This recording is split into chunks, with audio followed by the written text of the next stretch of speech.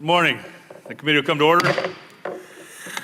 Today we meet to take stock of the landscape for safety regulation across all of the industries under the committee's jurisdiction and to consider opportunities for reform. Much has been accomplished on rail, pipeline, and hazardous materials safety, most recently through the Fixing America's Surface Transportation, or the FAST Act, and the Protecting Our Infrastructure and Pipelines Enhancing Safety Act of 2016, or the PIPES Act. I'm proud that we have consistently worked on a bipartisan basis, and I want to thank Chairman Schuster, Ranking Member DeFazio, and Capuano for their work on these bills. Safety is our top priority, and will continue to be so, but the breadth of regulation has grown significantly in recent years. And so we're here to ask stakeholders about the impact and burden of regulation on their businesses and ways to ease the burden without compromising safety. Are these the 2016 regulations and codes? We are very focused on safety, but this has more than doubled in the last, how many years? 2000. Since 2000. So quite a bit more compliance here. Again, safety is our #1 priority, but we also want to make sure that as we move forward, we're doing so in a way that allows all of you to conduct business appropriately. In 2004, when the Pipeline and Hazardous Materials Safety Administration, PHMSA, was created, the number of pages of this CFR governing pipeline and hazardous material had increased over 200 pages. Regardless, we're adding more regulation without considering the cumulative burden on industry, and all of the industries represented here today are facing growing regulations, not just from the DOT, but from other agencies such as Department of Labor as well. Today's hearing is an opportunity for our stakeholders to tell us what's working, what's not, and what needs to be modified in terms of regulatory process. Are regulations based on sound science? Is guidance being used appropriately? Are the appropriate rulemaking processes being followed? Can performance-based regulations be more effective than command and control regulations in achieving safety goals while imposing less of a burden on industry? These are just some of the issues I hope that we will explore today. I'm also interested in hearing from our witnesses about how the agencies are implementing FAST and PIPES acts and whether they are following congressional intent. PHMSA has still not implemented congressional directives from 2011, something we've expressed concern about over the past few years. So I want to hear from each of our witnesses and thank each of them for being here today. I now call on Mr. Capuano for any comments that he may have. Thank you, Mr. Chairman. Great introduction. Let's get to the hearing. I now call on Chairman of the full committee, Mr. Schuster. That's why I love Capuano. I now call on, are you going? Yeah, I'm going. Capuano doesn't love me that much because I talk more than he does. Will the chairman recognize me? The chairman of the full committee, Mr. Schuster, is recognized. I appreciate that. I'm really glad we're having this hearing today. And everybody's heard the President of the United States talk about doing a big infrastructure bill. I feel confident we are going to do a big infrastructure bill. It'll cover more than just the modes that we deal with here in the committee. It'll deal with, I think, broadband will be in there, and the electric grid, the power grid will be part of it, plus many other things. As I've told people, you know, he just dropped the Moab, the mother of all bombs, on Afghanistan. Well, I think this is going to be the Moab of bills, the mother of all bills. I think it's going to be a big bill. I think it's something that we can find common ground across the aisle with our counterparts, because when you talk about the infrastructure of this country, everybody knows we need to invest. And again, I feel very confident we're going to be able to do something with our Democratic colleagues, and more importantly, I think even with our senators over there, Republicans and Democrats, if we get them going in the right direction.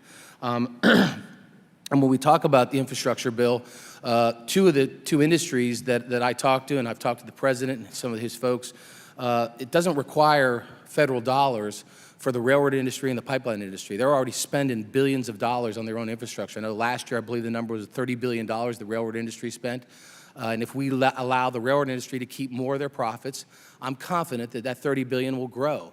And they'll continue to rebuild their infrastructure. The same with the pipeline industry. In Pennsylvania, we have 2 pipeline projects, one a $3 billion pipeline project, one $1 billion. The $3 billion pipeline project is being held up because FERC and the Corps of Engineers can't agree on where to permit it to build it. And it's just ridiculous when you see this thing is going to be safe. Pipelines are the safest mode to move hazardous materials. So we have to make sure that we move forward. And I'm confident that the mistakes happen out there, things happen, but moving by pipes is extremely safe, as well as the railroad industry is incredibly safe. My dear friend who's departed us, Jim Oberstar, and we had this big hearing one day on rail safety, and he was questioning whether the railroads were safe enough, and I was saying they were. And he talked about when he was a young man, he jumped off the back of a rail car. He was working for the railroad up in Minnesota. He jumped off the back of a rail car, slipped, and he said, my head missed the rails by inches. I could have split my head open and been killed. Well, I happened to call the vote at the time, so I walked out in the hall, and the entire rail industry was there to greet me. And they said, if he would have jumped off that and we knew it, we'd have to fire him, because you have to hold both the rails going down the steps to the back of a rail car. So, the railroad industry is committed to safety. Anytime you meet with them, you got to go through a safety briefing. And again, I know the pipeline industry and I know the folks in the hazardous material business are really, that's the number 1 priority. It's for your industries, I know it is, and it is for this committee. So we want to make sure that we're working together to reduce the regulatory burden. Again, it's crazy when you look at those things and how they've grown over the past 15, 16 years, and it's gotten safer, and not necessarily because of those regulations. Again, if we could get these things done faster, smarter, let people keep more of their money, it's going to benefit everybody. It's going to benefit the economy as we move forward. And with that, I'll say sorry, Mr. Capuano, for taking up so much time, but I'm ready to go. Thank you very much, Chairman.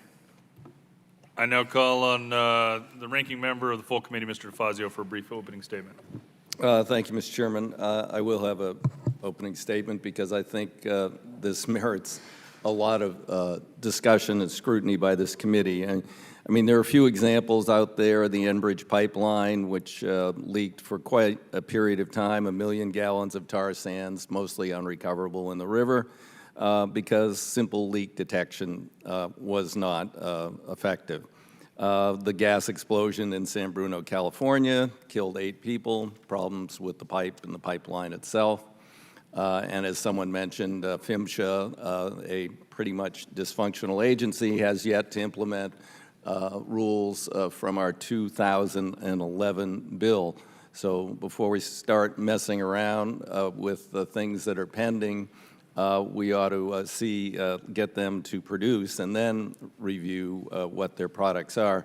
And then finally, one that is of extraordinary concern to me, which is lithium batteries on airplanes. We just had another lithium battery incident. Luckily, it was not in the hold of an airplane. Otherwise, we would have seen dead people. It was Sunday night, a Union Pacific train. The car was removed from the train, would start smoking. Later, there was an explosion inside, and it contained cargo of small lithium batteries. If that happened in the hull of an airplane, it would come down and people would die. We had the example of the flight near Dubai, which created a giant crater, 27 minutes, 45 seconds. That's how much time between when the fire alarm went off on the cargo plane, UPS Flight 6, until the plane cratered into the ground. I think there's a visual of that. The manifest said there were no hazardous materials on board. In fact, there were 3 shipments of lithium batteries that had quite a variety of cells inside. 2 minutes after the flight fire warning, the flight leveled off. It already started to burn through the flight controls. 4 minutes, the cockpit was full of smoke. 5 minutes, the smoke was so thick the crew had a hard time seeing their instruments. 9 minutes, the captain was unconscious or dead. First officer couldn't see the controls inches in front of him. And 28 minutes later, the plane cratered into the ground with the pilots deceased. Luckily, they did not crash into a large inhabited area. The ICAO, which is a pretty, shall we say, the International Civil Aviation Authority, not known for taking tough stands on things. Finally, after the manufacturers of Airbus and Boeing came out and said there's no way to repress these fires on board an airplane, they adopted some very minimal standards regarding the charging of the batteries and that, and also that they should not be on passenger aircraft. The industry says that's a really bad idea. We should put them on passenger aircraft, and we shouldn't restrict them on airplanes. It only takes one half-charged lithium battery the size of a water bottle in a pack of 8 to take down an airplane. So the fact that the FAA was working on adopting the very minimalist ICAO standards, and that has been stayed by the Trump administration, which said it would not stay regulations which are critical to health and safety. I don't know what's critical to health and safety if airliners falling out of the sky isn't critical both to the people on board and the people on the ground underneath. I think that certainly there are times when regulation becomes absurd and overregulated, but other times regulation is absolutely essential in the public interest. And now the passenger airlines in the United States have said voluntarily they won't carry lithium batteries, but given the insufficient labeling requirements, we're not sure whether they are or are not, and the combi carriers. And secondly, it's voluntary. So maybe one of the low-budget airlines will say, hey, no one else is carrying them. The industry will pay us a premium to move these things around. We'll put them on board. Nothing to worry about. Let's not be cavalier about this and aggrandize, where the places where we've overregulated with places where we need to regulate in the critical national safety and health interests of the people of the United States of America. With that, I look forward to the hearing. Thank you, Mr. Chairman. Why didn't you put that thing up? Thank you. I'd now like to welcome our panel of witnesses. First, Mrs. Linda Darr, President, American Short Line and Regional Railroad Association. Mr. Roger Nober, Executive Vice President, Law and Corporate Affairs for BNSF Railway. Mr. Paul Rankin, President, Reusable Industrial Packaging Association on behalf of the interested parties for hazardous material transportation. Mr. Robin Rarick, Group Director of Midstream and Industry Operations for American Petroleum Institute. Mr. Donald Santa, Jr., President and Chief Executive Officer, Interstate Natural Gas Association of America. And Mr. John Tolman, Vice President, National Legislative Representative for the Brotherhood of Locomotive Engineers and Trainmen. I ask unanimous consent that our witnesses' full statements be included in the record. Without objection, so ordered. Since your written testimony has been made part of the record, the committee requests that you limit your summary to 5 minutes. Mrs. Darr, you may proceed. Thank you, Chairman Denham and Ranking Member Capuano and members of the committee. I am Linda Darr, President of the American Short Line and Regional Railroad Association, representing the nation's 600 Class II and Class III railroads. Together, short line railroads operate approximately 50,000 miles of track, or nearly 1/3 of the national railroad network. 30 members of this subcommittee's 32 members have at least one short line operating in your district. There are 3 important differences between short lines and the large Class I railroads. First, short lines are small businesses. Our combined annual revenues are less than the annual revenues of any one of the 4 large Class I railroads. The average short line employs 30 people or less. Second, most short lines operate track headed for abandonment under previous Class I owners. These marginal lines receive little or no capital investment, resulting in significant deferred maintenance.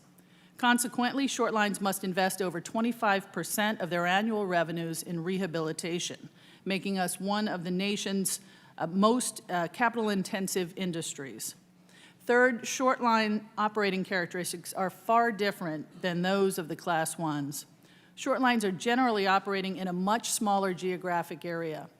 These shorter distances combined with slower speeds and shorter trains produce more predictable work schedules and more routine patterns of interchange and delivery. These 3 characteristics, our size, our capital needs, and our operating requirements, shape our view of the safety regulations that impact our businesses. We need regulations that are more efficient, more goal-oriented, less reliant on a one-size-fits-all mindset, and much more focused on costs and benefits. We understand the need to make railroading as safe as possible, and we understand that government has an obligation to step in when necessary. But government also has an obligation to step in responsibly. Too often, government regulation forces companies to spend huge sums of money and solutions that don't solve much. Most damaging are the one-size-fits-all regulations that provide no basis for the presumed benefits and that ignore our unique operating characteristics. I cite 4 examples in my written testimony, but let me briefly describe one of those. The Part 243 Minimum Training Standard Rules. The proposed rule imposes an enormous paperwork burden on short-line railroads with no corresponding safety benefit. The rule was drafted pursuant to the Rail Safety Improvement Act, but we believe that ultimately the FRA's interpretation goes far beyond anything contemplated by the statute. If I might be permitted the use of a prop here. They told me to drop it on the table for extra emphasis, so I'll do that. Following the proposed rule, we hired a safety professional to produce a template manual that met all the requirements of the rule for just one of the 26 crafts or job assignments on the railroad. So this is the manual that was produced. This notebook would have to be duplicated 26 times to cover all of the crafts in our industry for our small businesses. We gave this book to the FRA and we asked them to comment on and approve it as a template that could be used by all the short lines. It took FRA 3 years to reply, a good indication of the complexity and the time-consuming nature of this directive. We believe this regulation should be repealed and the underlying statutory requirement revised. Let me conclude with an anecdote that symbolizes the importance of safety for our industry. Before joining the Short Line Association, I represented the trucking industry for just about 17 years. When we had big meetings, they were usually kicked off with a pledge to the flag or sometimes even a prayer. In the short line industry, we start each and every meeting, big or small, with a safety briefing. It's a central focus of what we do. It reflects our commitment to safety, and it's an effort to make us safer today than we were the day before. With the help of Congress, we stood up the Short Line Safety Institute to help us drive a sustainable, strong safety culture throughout our industry and to carry forward that commitment to safety. You are undertaking an important task. If you make regulations more efficient, more goal-oriented, and more focused on benefits and costs, you will have done our industry and the public a great service, and we are deeply appreciative of that effort. Thank you. Thank you, Ms. Starr. Mr. Nober, you may proceed.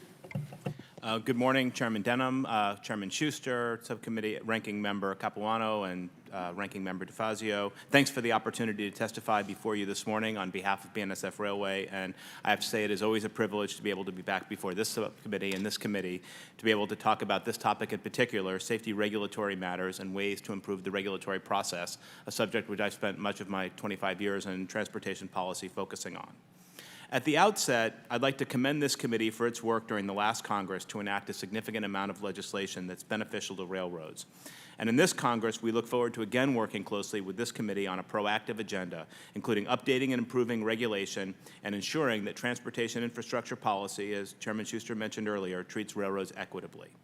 Transportation issues in this committee have always been bipartisan and solution-oriented, and we think the subject of today's hearing lends itself to those two important characteristics. Today's topic of safety regulation improvement is difficult, but it's important. BNSF has been discussing it with policymakers for years. You know, at BNSF, the growth is at the core of our business model. And like many businesses around the country, we look to Congress and the administration to promote policies that help grow the economy so that we can grow with our customers. Now, our ability to grow and earn adequate revenues and reinvest in the company is directly related to the topic of today's hearing, safety. Reinvestment is the foundation of the railroad safety record that you and we have come to expect, and operating safely and reliably is at the core of our ability to attract new business. Now, the laws of physics that make railroads the most efficient mode of surface transportation also make railroad the most unforgiving. This risk has been significantly contained through the years through large capital investment in our track, structures, equipment, and roadbed, and implementing innovative technologies and processes. Today, we have an incredibly safe railroading environment. These technologies, as well as the effectiveness of our annual maintenance and ongoing employee training and rules compliance programs, have driven train incidents and employee safety records to historic lows. Now, we have not yet achieved our safety vision. Incidents and accidents still do occur. However, we believe that they are outliers. Operating safely every day on every move is now our normative outcome and our expectation. Now, turning to today's hearing, at BNSF, we believe that technology is a key to our next level of safety improvement. BNSF believes it is important for regulators and regulation to catch up with and encourage technological innovation. This will promote a virtuous cycle of continued investment in the development of technologies, allowing railroads to advance safety while also potentially achieving more productivity. This is a common sense approach that is supported by recent executive orders and also those issues in previous administrations and has been consistent across time. Altering existing rules to keep up with changes in technology or operations has not been easy. And I'm fond of saying in railroading, you're never far from history. And well-meaning safety regulators can be extremely risk-averse in their approach to reviewing or changing regulations, especially those that have been long in place, even in an increasingly technologically transformed work environment. An improved approach to regulatory oversight would empower the regulators to embrace innovation and technology-enabled advances in safety rather than make them more difficult. As I have discussed in my written testimony, there are many areas where technology and innovation run into historical regulation. Rail systems are generally regulated with time and mileage-based manual inspection regimes, testing and overhaul activities. But today, signal systems, grade crossing equipment, rail cars, brakes, and locomotives have microprocessor technologies that monitor and report actual asset health on a real-time basis. There's still a role for visual inspections, but regulators need to recognize the enhanced safety value of automated inspections and diagnostics. Similarly, our investment in wayside technology has that well improved our track inspection technology. Electronic record-keeping and communications rules are ripe for updating, with railroad technology and digital communication able to drive safer and more efficient outcomes. There are also a variety of track and ballast regulations which should be revisited to allow compliance through inspection technologies and appropriate standards to bring this area of regulation up to date as well. Now, improving administrative processes is critically important. The FRA has a regulatory waiver process that can be improved, and to the extent that railroads request waivers to demonstrate technology, regulators should view them as opportunities to create common understanding about rail operations, similar to pilot programs. Waivers should be speedy, cooperative, and transparent, and can be a precursor to moving rail safety regulation toward performance-based regulation, where safety outcomes rather than activities are incentivized. Finally, we believe regulators should curtail the practice of regulating through non-APA regulations like guidances, emergency orders, and safety advisories. In conclusion, regulatory innovation does not happen overnight, and it is especially difficult in a long-lived industry like railroads, where there have been more than 100 years of how it's always been done. But there are many railroad-related regulations that call for review, which can be done cooperatively if we can just get started, and this committee can play an important role in their implementation. I look forward to your questions. Thank you, Mr. Nover. Mr. Rankin, you may proceed. Chairman Denham, Chairman Schuster, Ranking Member Capuano, and Ranking Member DeFazio, thank you very much for giving us the opportunity to talk here today. I'm Paul Rankin. I serve as chair of the Interested Parties Group, which is a volunteer coalition of 46 organizations that share a deep and abiding interest in legislative and regulatory issues related to the safety and security of hazardous materials transportation, both domestically and internationally. At the outset, I want to make clear to the subcommittee that members of the interested parties are deeply committed to ensuring the safe and secure transportation of hazmat in both domestic and international transportation. Safety is of paramount concern to the industry, and our exemplary record in this area and support for reasonable and effective regulation underscore this goal. We support a robust, efficient, and centralized hazmat transportation regulatory program that is located within the Department of Transportation, specifically PHMSA, and which has clear cross-modal and international authorities. The interested parties do support reasonable federal regulation in the field of hazardous materials transportation. As I'm sure the members of the committee know, the transportation of hazardous materials in domestic and international commerce is essentially prohibited unless authorized by a regulation, special permit, or approval. As such, reasonable regulation is needed to ensure the safe and uninterrupted, I'll get that soon, flow of these materials in commerce. In line with our desire for reasonable federal regulation is a support for preemption authority, the purpose of which is to promote safety by ensuring, to the extent practicable, that a patchwork of state and/or local regulations do not impede interstate commerce or encourage communities to export transportation risks to their neighbors. Because hazardous materials may only be transported if appropriately authorized, regulatory flexibility is needed for such activities as authorizing one-time movements of hazardous materials and facilitating the emergence of new and innovative technologies. Special permits and approvals are the regulatory mechanisms that PHMSA uses for these purposes. We are grateful for the attention that the Congress and this committee in particular has given to addressing delays in the special permits and review process. And although PHMSA has made appropriate and significant progress in recent years to streamline the special permits program, including a recent rulemaking incorporating some special permits older than 10 years into the hazardous materials regulations, we believe more can and should be done to improve this program. Specifically, we recommend PHMSA regularly review all special permits of general applicability and publish annually a special permit rulemaking that incorporates those deemed to be safe into the hazardous materials regulations. Turning to international affairs for a moment. International trade in hazardous materials is a global and significant business. To ensure these commodity movements are safe, the Secretary of DOT has delegated authority to PHMSA to represent the United States in various international regulatory forums, including the UN Subcommittee of Experts on the Transport of Dangerous Goods, which, by the way, the U.S. presently chairs. The interested parties encourage Congress and this committee to continue its strong support for DOT's international work. More specifically, we want you to know that we believe it's important that a PHMSA representative serve as an ICAO panel member and lead the Dangerous Goods Panel delegation to ICAO. In terms of enforcement issues, although MAP 21 contained a provision directing PHMSA to develop uniform performance standards for inspectors and investigators, the interested parties believe PHMSA can and should do a great deal more to improve this program. The interested parties suggest the creation of an online consultation program patterned on similar programs offered or overseen by, among other agencies, the Occupational Safety and Health Administration. We envision such a program being offered to small and mid-sized businesses throughout the United States, and we think this kind of a program will do much to ensure safety across the board. Turning to just a general regulatory reform matter, the IPs support adoption of administrative reforms for PHMSA, like those enacted by Congress in the FAST Act, applicable to the Federal Motor Carrier Safety Administration. Such reforms would include inclusion of a regulatory impact analysis for each proposed and final rule that considers the effect of the rule on different segments of industry and utilizes the best available science, and requiring that all significant rules be initiated with an advance notice of proposed rulemaking or, alternately, a negotiated rulemaking. Thank you very much, Mr. Chairman. Thank you, Mr. Rankin. Mr. Rourke, you may proceed. Good morning, Chairman Denham, Chairman Schuster, Ranking Member Capuano, and members of the subcommittee.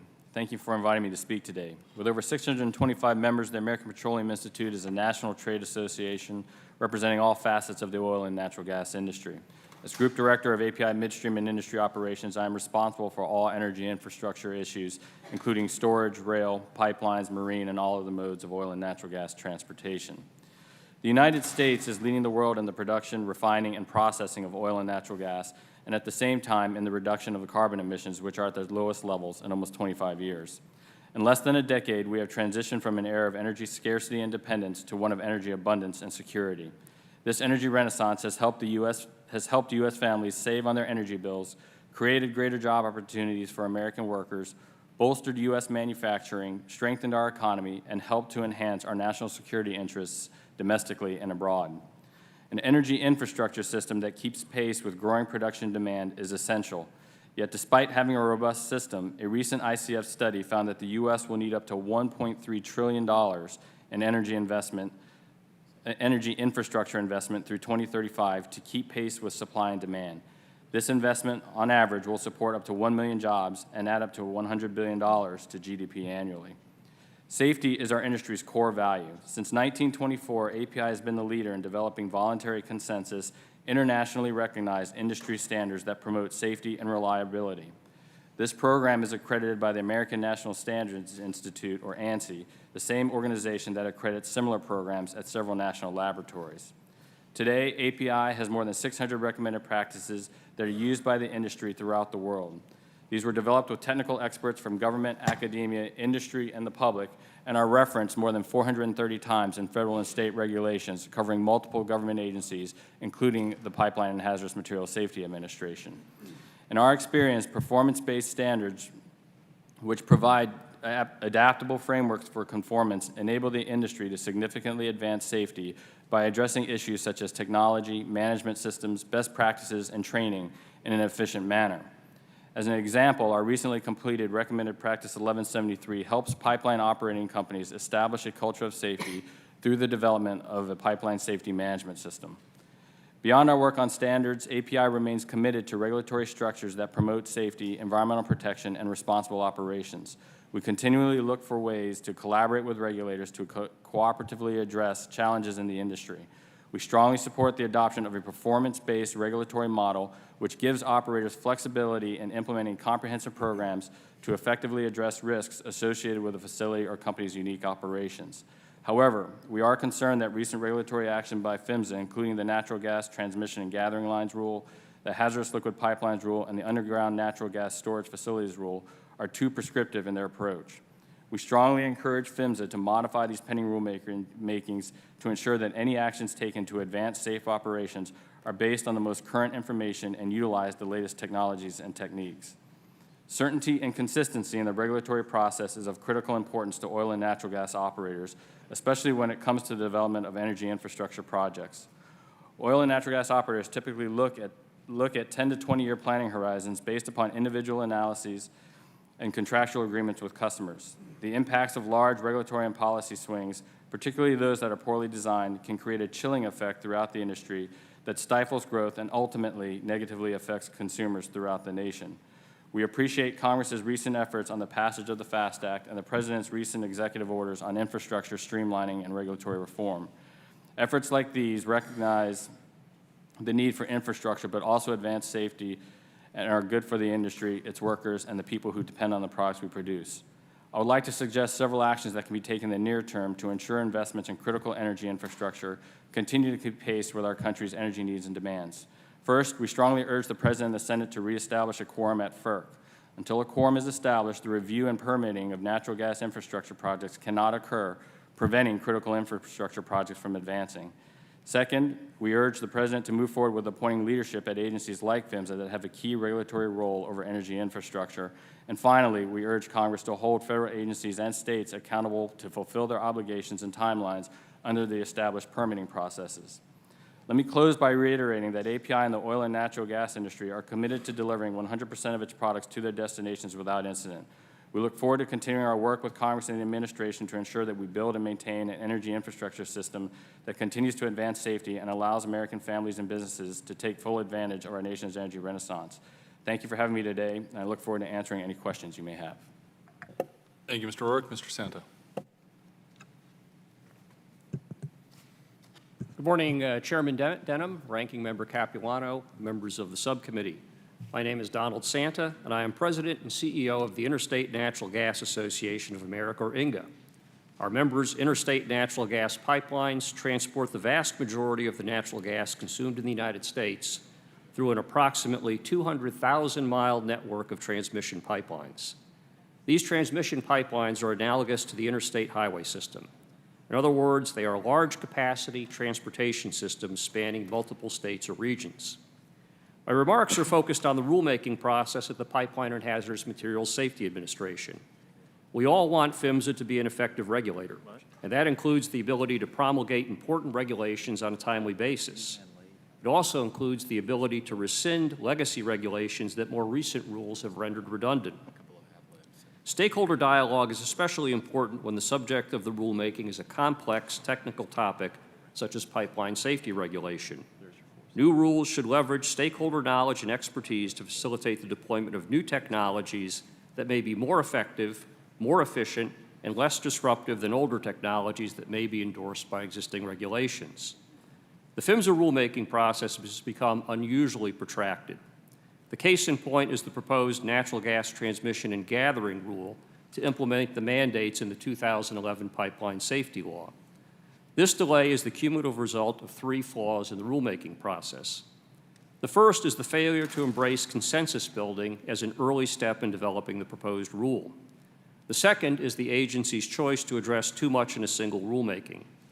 The third is the pre-filing process used by the White House Office of Management and Budget, which compounded the consequences of PHMSA's choices.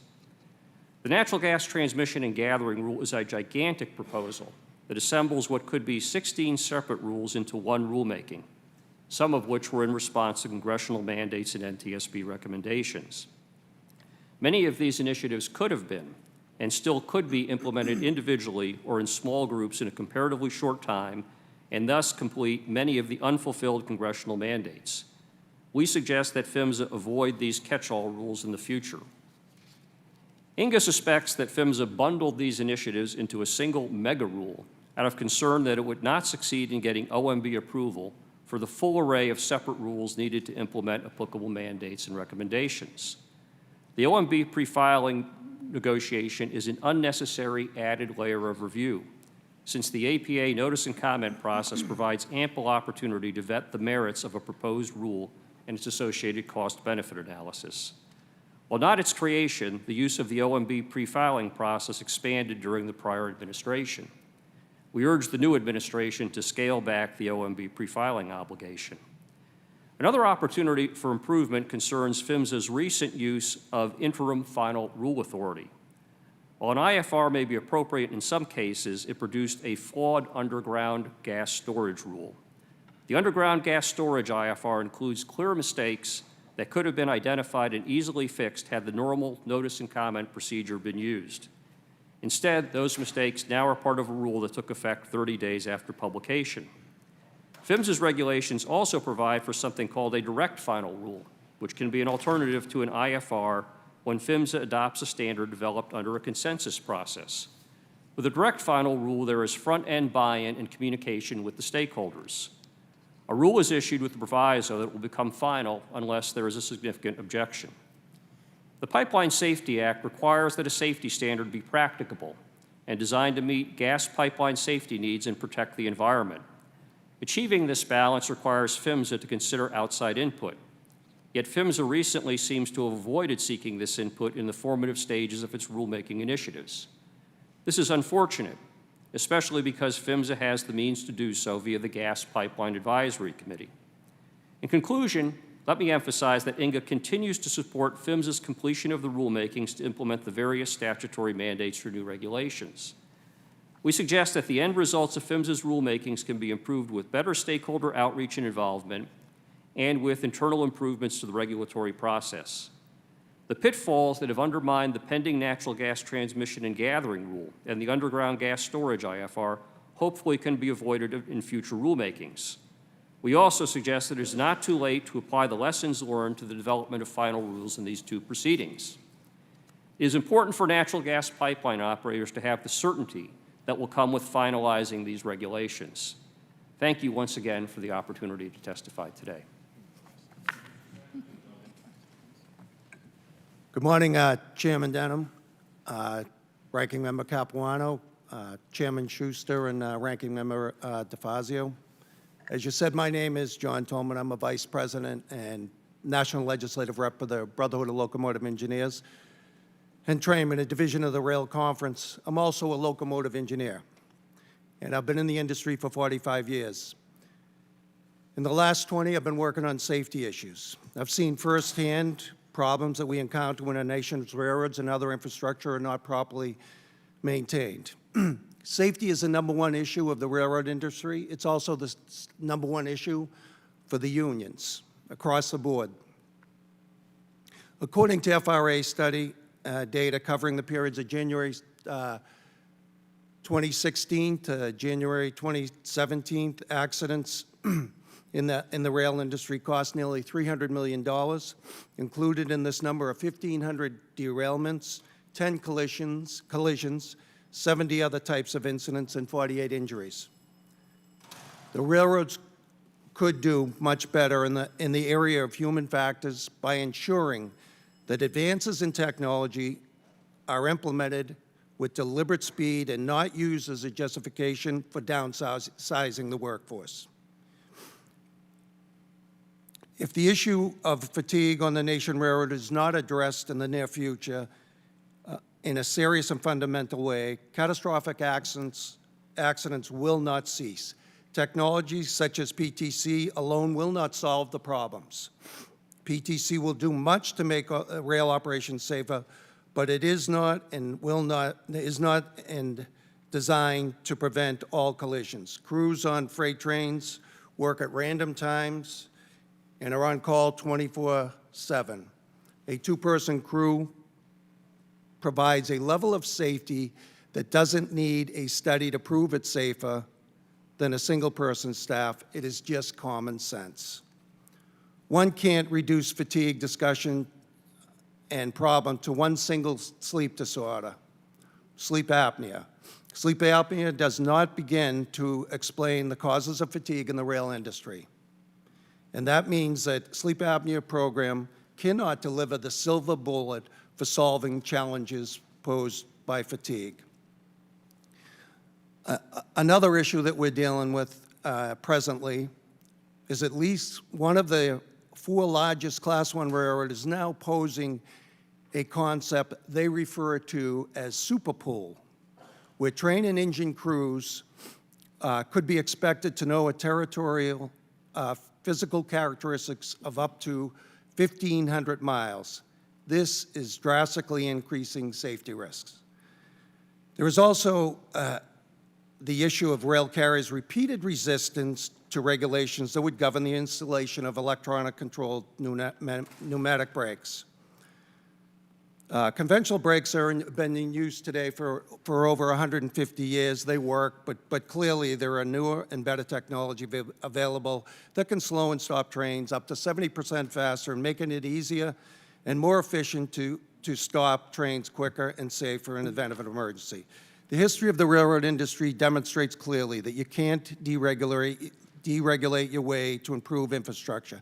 When I entered the railroad 45 years ago, one of the first things I was told is that every safety law, regulation, and operating rule was written after some major accident, and in my experience has proven true. The only reason we have automatic couplers, power brake systems, signals, and train control is because Congress enacted laws, and this very Congress right here, enacted laws to require that the railroads implement those safety appliances. Every such effort was fought tooth and nail by the industry, which employed the very same arguments they make today. We strongly reject the notion that regulatory review should be predicated upon a simple mathematic cost-benefit analysis. Such a narrow view reduces lives and limbs of rail workers and members of the public to merely the cost of doing business. I've worked with the chairman of this committee for many years, and many congressional members are on this committee. I know that you all have great intentions and want to get things done. So let's work together. Let's get the transportation system into the 21st century. Let's put thousands of people back to work. Let's increase the gas tax for infrastructure investment, and let's build the transportation infrastructure that is better and safer than our forefathers created. Thank you very much. Thank you, Mr. Tolman, and thank you to each of our witnesses for your opening statements. The first question I have, obviously we've had concerns about the implementation of a variety of different pieces of legislation, but specifically the FAST Act and the PIPES Act. I'd like to hear from each of you on how you think that implementation process is going, whether or not it's we're behind schedule, ahead of schedule, whether they're following the true intent of law. Ms. Starr, I'd start with you. Just open, frank opinions on. We're okay. We're okay with it. We think that things are going apace. We don't want to make any suggestions or comments at this time. Thank you. Mr. Nober? We would say that there's a number of different parts of it that would affect us. The STB has completed their implementation of the FAST Act.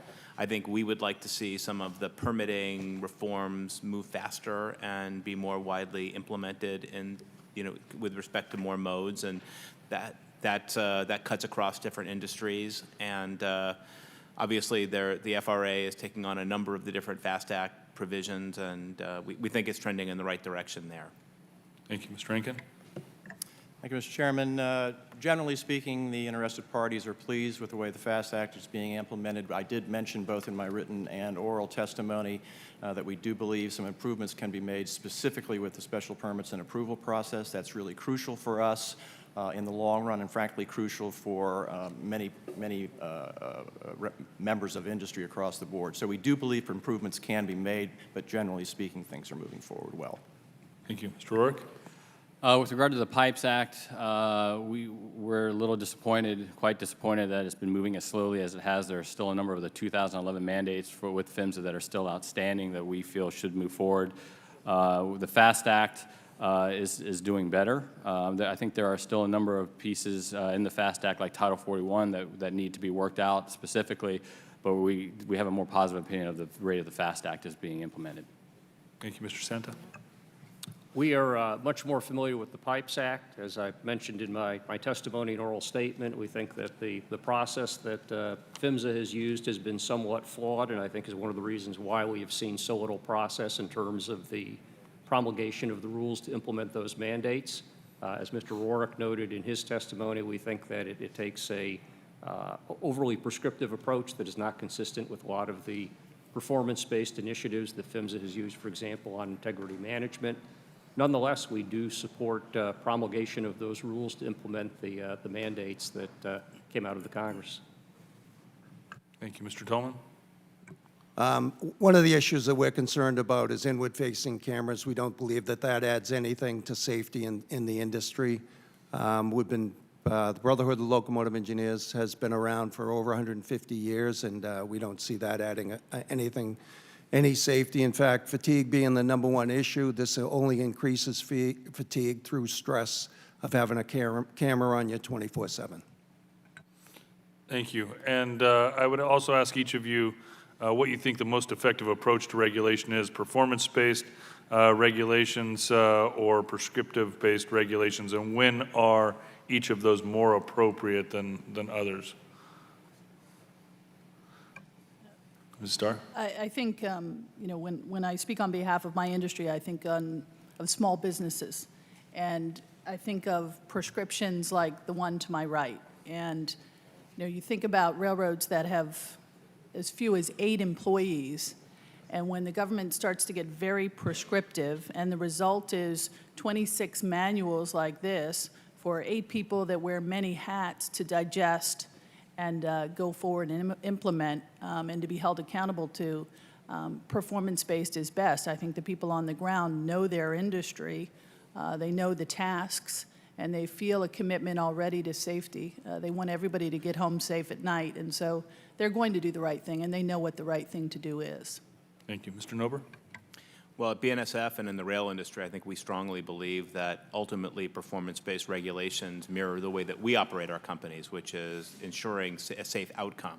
A good example of that would be, for example, the PTC statute that Congress passed. While we disagree with the statute, it ultimately was a performance measure, right? It said you can't operate a train without a working PTC system, and how we meet it ought to really have been left to the industry to figure out.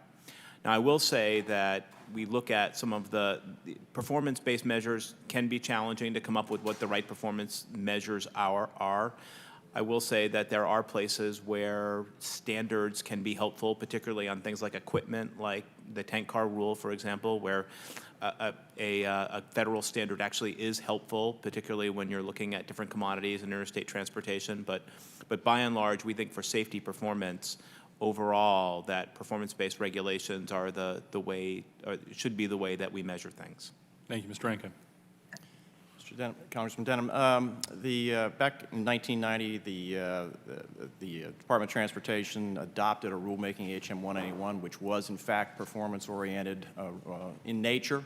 and indeed, performance standards are the way we feel things ought to be addressed generally across the board. There are certainly some prescriptive requirements that are required, but generally speaking, performance standards are the way to go, specifically in my area of expertise, packaging, for example. All testing is performance-based.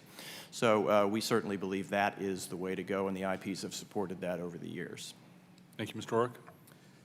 As Mr. Rankin indicated, there is a time for prescriptive-based regulations. However, generally as an industry, we believe performance-based regulations are much more effective, particularly with regards to safety. They're more comprehensive, they're more flexible. Prescriptive-based regulations tend to be very inflexible, and oftentimes they create effectively what is a ceiling where companies try to meet that ceiling, meet the regulation, and stop, whereas performance-based regulations create a floor where companies meet the floor, then develop programs that go above and beyond that.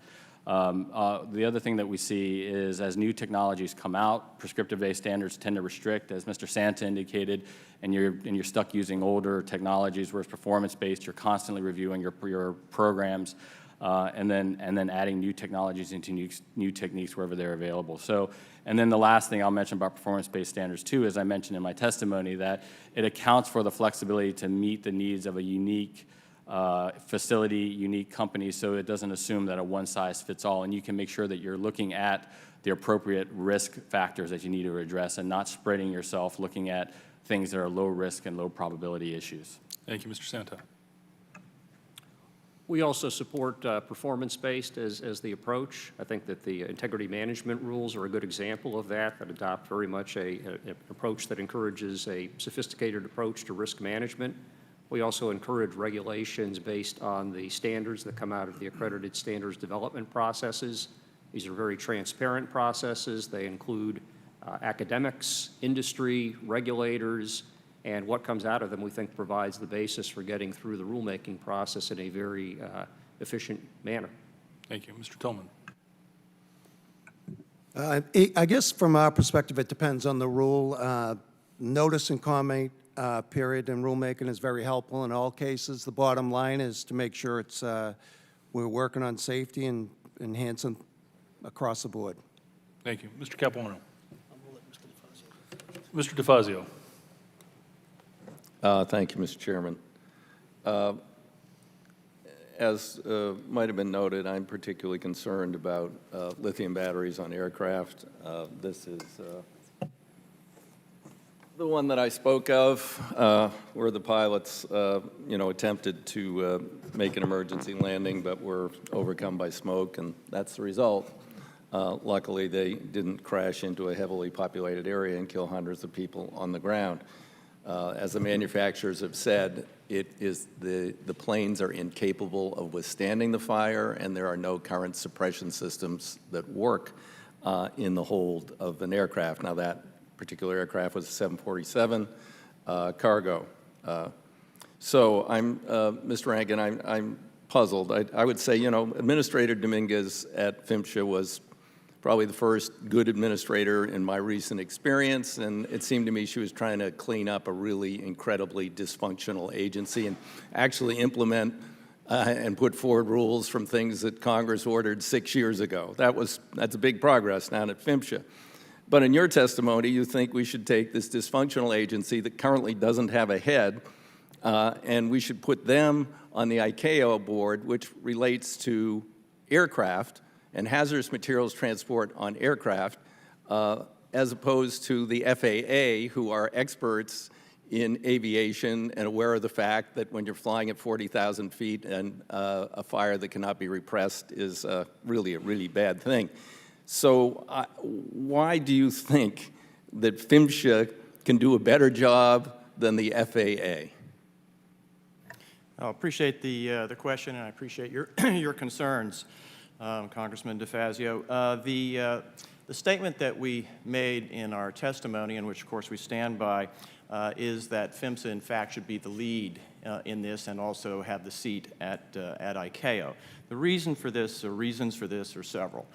First, PHMSA is the recognized competent authority or lead agency for hazardous materials transportation globally. So in any respect, when any foreign government, for example, is interested in a movement into or out of the United States that deals with hazardous materials of any kind, PHMSA is the agency to which they go for expertise. And of course, as you know, an individual from PHMSA, Mr. Dwayne Funds, currently chairs the UN Subcommittee of Experts on the Transport of Dangerous Goods and is recognized as one of the leading authorities in hazmat transportation globally.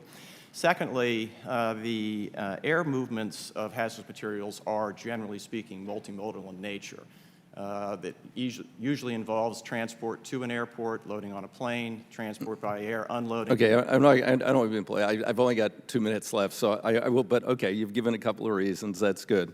But I've got to say, I still disagree, and I'm hopeful that in the next FAA reauthorization, we can correct this discrepancy. Just because it's something that's going the hold of an airplane is designated hazardous, that we give this, dysfunctional bureaucracy the authority to be our lead at the International Civil Aviation Authority, about which they know nothing, on these matters. So in any case, thanks, but we do disagree on that. Just a question, one other question. Do you support, or does your association support, the promulgation of the rule that would just make us internationally consistent with ICAO? Because elsewhere in your testimony, you're talking about the need for international consistency. In my capacity here today representing the interested parties, the organization has not taken a specific position on this. I'd be happy to determine that with the group and get back to you in written form. Okay, thank you. Mr. Nober, your railroad has invested a tremendous amount of money in PTC, despite the fact that you had concerns about implementing nationwide PTC. A number of the other freight railroads have invested substantially, but they're not as far along as you are. Our commuter railroads, particularly New Jersey Transit and others, have been absolutely non-responsive. They're pushing hard for a rollback. Would your railroad support a rollback saying, oh, just forget about it, we're not going to go operational, you don't need PTC?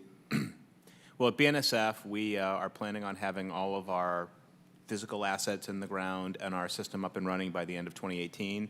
We're taking advantage of some of the provisions in the FAST Act to allow, or that you all passed, to allow us to have testing and operation go on and work out bugs beyond that. So at our railroad, we are planning on meeting the deadline and going forward. And obviously, we're at the point in our implementation where bugs are almost on a one-off basis, right? We sit down, we go through every month, we look at kind of a very rigorous process of each train start, and then if PTC worked, did it work properly the whole way through? If it failed, where in the sequence of events did it fail? And then sometimes ferreting out where in the system of systems the bug was. So I can speak for us that we believe in going forward. I know that the passenger railroads and others have had resource issues, and I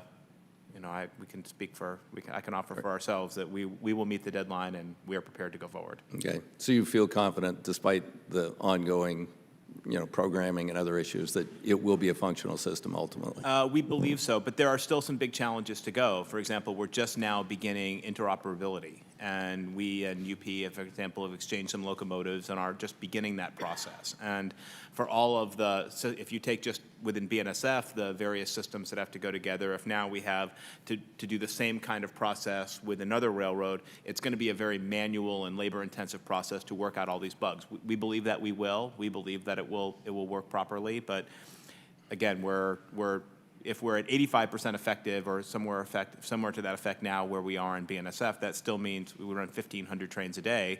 So 15% of those is a significant number of trains that are having issues, and so those are a lot of the colloquial, to the scientific term, bugs to work out. But we will get there. We're confident that we will. All right. Thank you, Mr. Chairman. Well, thank you, Mr. Chairman. Thank you for the great job you do chairing this subcommittee. I know that with only 4% of the world's population, we buy 22% of the world's goods, and I read recently that 58% of the people in this world have to get by on $4 or less a day. The standard of living that we have in this country is phenomenal, and I've long been convinced that the average person doesn't really realize how important our freight rail system is to that standard of living, getting goods and services, to market much more quickly and efficiently, and therefore cheaper than they would otherwise be. And You know, I'm in my 29th year in Congress. I've served on 4 different committees. I've chaired many hearings, participated in hundreds of hearings. Almost all of those hearings have been to attack some agency or industry or problem. So when we have something that somebody's done really well or some really good news, I think we should point that out. And I read in our briefing memo, it says since 1980, the rate of freight train accidents and incidents per million train miles has fallen 88.2%. Railroad employee on-duty fatalities, injuries, and illnesses have declined 91.7%. The freight railroads attribute their safety improvements in part to the Staggers Rail Act of 1980, which partially deregulated the industry and restored the industry to financial health. Since Staggers was enacted, the freight railroads have invested $600 billion in their systems.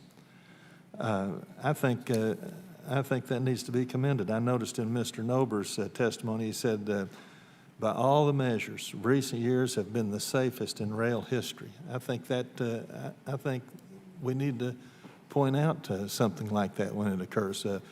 I do have a couple of questions.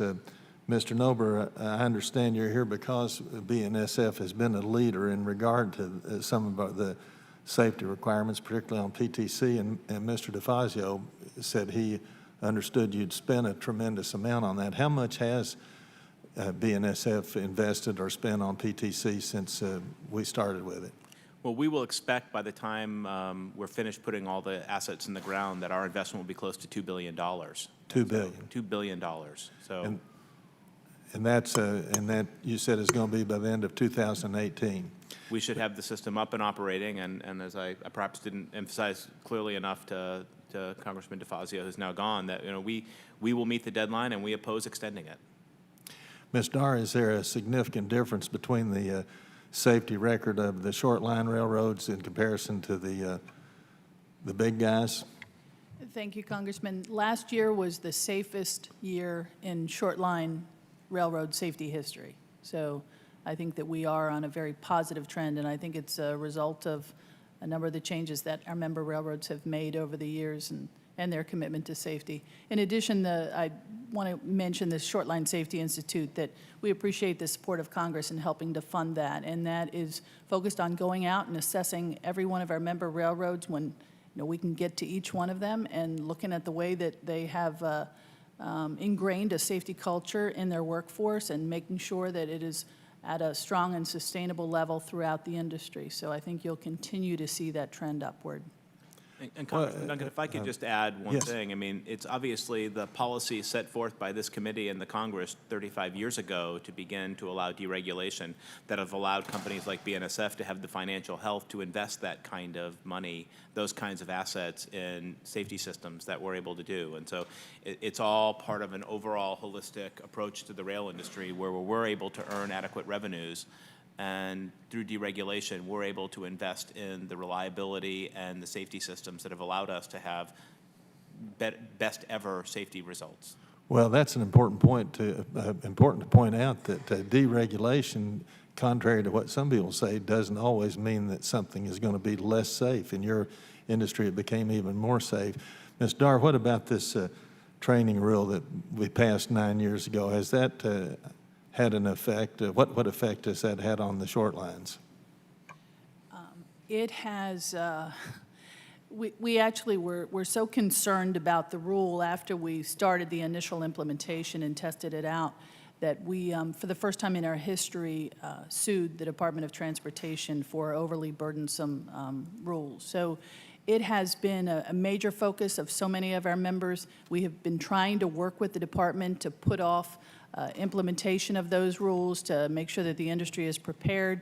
We are in settlement talks with the Department of Transportation and trying to narrow down the focus of the rule, but it has taken a significant number of man-hours of our association and all of our members to try to get this tiger back in the cage, and it really, unfortunately, has diverted from a number of other safety priorities in the process. So it was a very unfortunate ruling for our industry.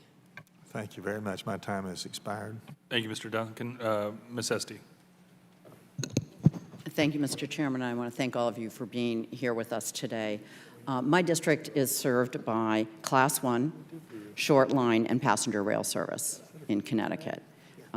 Connecticut's by no means one of the most active states for freight rail, but the industry provides well-paying jobs for my constituents, and I place a great deal of value on the economic opportunity that provides. And in fact, we have a lot of communities who want to see expansion of rail service in my district. But ensuring the safety of crew members, of communities, and passengers is tremendously important. And that is why we are here today. There have been a number of both high-profile and smaller crashes in the Northeast in the last few years, a number of which have taken place in my district, including 2 freight rail incidents in the last year in New Milford and Brookfield, Connecticut, involving short line. And obviously the high-profile incident recently multiple at Penn Station. So we still have a ways to go.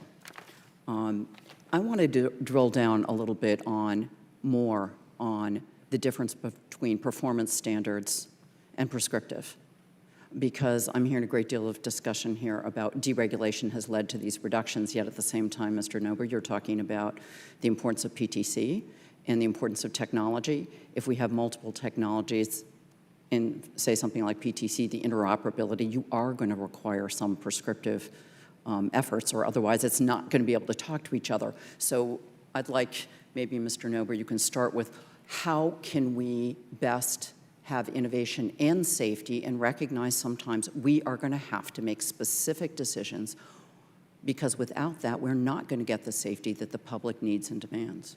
Well, Congresswoman, I thank you for your question and appreciate your concerns. And as you said, there is a place for, in an industry like rail, with interoperability, with interchange, where cars go out throughout the system, where standards can be set, that standards that are uniform across the system, that can be a great help for a network system like ours. On the other hand, we do have a number of individual safety mandates that go to railroads, and I listed several of them in my testimony, but everything from how you originate a train, to how you inspect track, to how you look at each individual car, to how you investigate wheels, and that are done on a prescriptive. You will look at how reflective the tape has to be on the side of cars, that are done based on time. You will inspect this each and every time. And railroading is quite diverse. You have passenger rails, like you said, in the Northeast. In the West, where we operate, we can have trains that are 8,000 or 10,000 feet long, going through very unpopulated areas, which would stand in stark contrast to a heavily populated area like Connecticut. And the safety rules that should apply to those ought to be able to take into account the different environments in which they're operating. So when we talk about performance regs, it's try to come up with a safety outcome that we are looking for. For example, in track or in inspections, that looks at how often, how well maintained are the cars being, how often are they having problems, how often are derailments happening, as opposed to you will inspect them every so often, regardless of what the needs are. And so I do think that it's hard to do. There's no question about that. It's more difficult to measure and regulate on a performance basis than it is to regulate based on what we would call command and control, but activity-based, right? Because if you're a regulator, and I've run an administrative agency, it is much easier for them to say, we are going to ensure that you do X, and if you do X, then they can say, hey, we've done our job. And although I think part of it is you've all talked about how there's been an improvement in safety with this combination of the regime we have right now, which is some performance-based and prescriptive.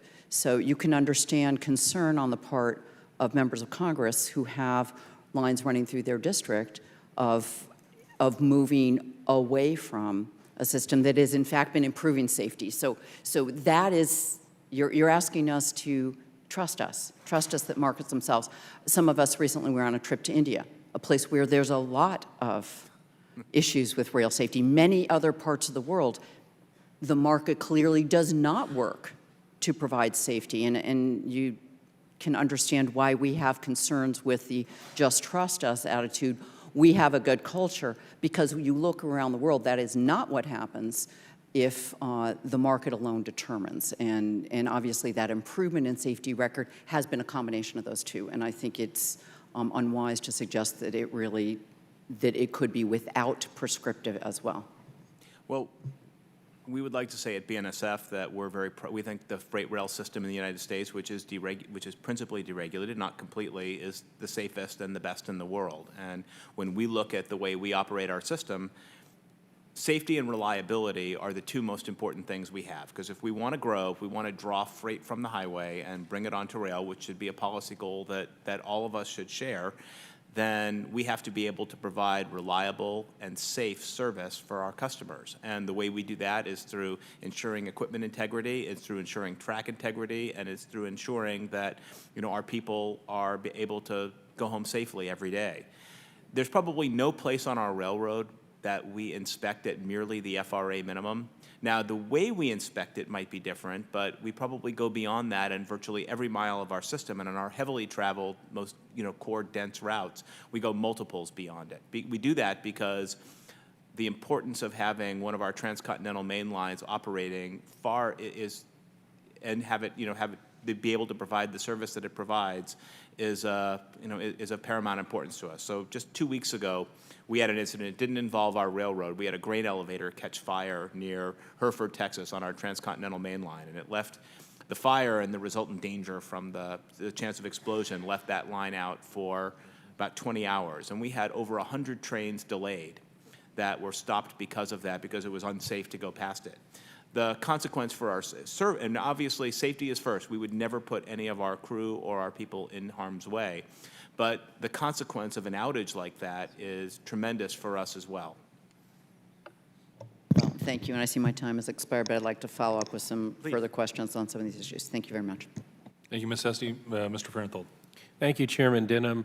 I worry about Washington bureaucrats coming up with regulations from the top down, and like to see stuff actually come from the bottom up, or see industry and the public more involved. Mr. Santa, in your testimony, you talk a little bit about the Gas Pipeline Regulatory Advisory Committee.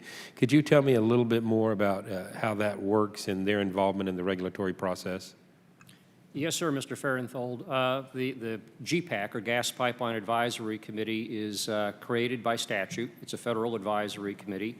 It has equal representation from industry, the public, and regulators from both the state and federal level. The purpose of it is to provide input to PHMSA in connection with its rules and its processes. In some ways, it effectively functions as a peer review group for what PHMSA proposes. PHMSA is utilizing the GPAC to review the pending gas pipeline and gathering rule. We only wish that PHMSA had involved GPAC earlier in that process at the formative stages of coming up with that rule. I think that probably would have produced a better rule.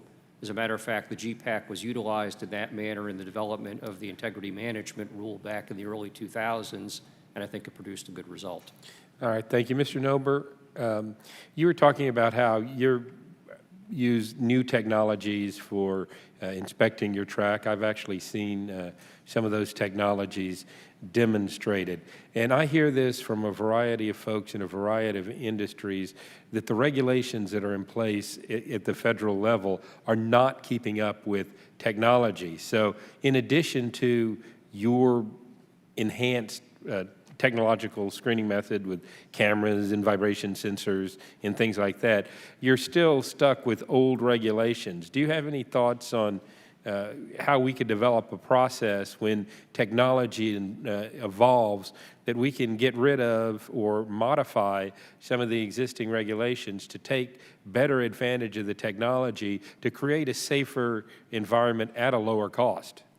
Well, Congressman, that's an excellent question. I'd say the first step is to change the mindset of the regulators to be able to accept that technology can improve safety, and it's not in lieu of or a substitute for a safer method of doing things.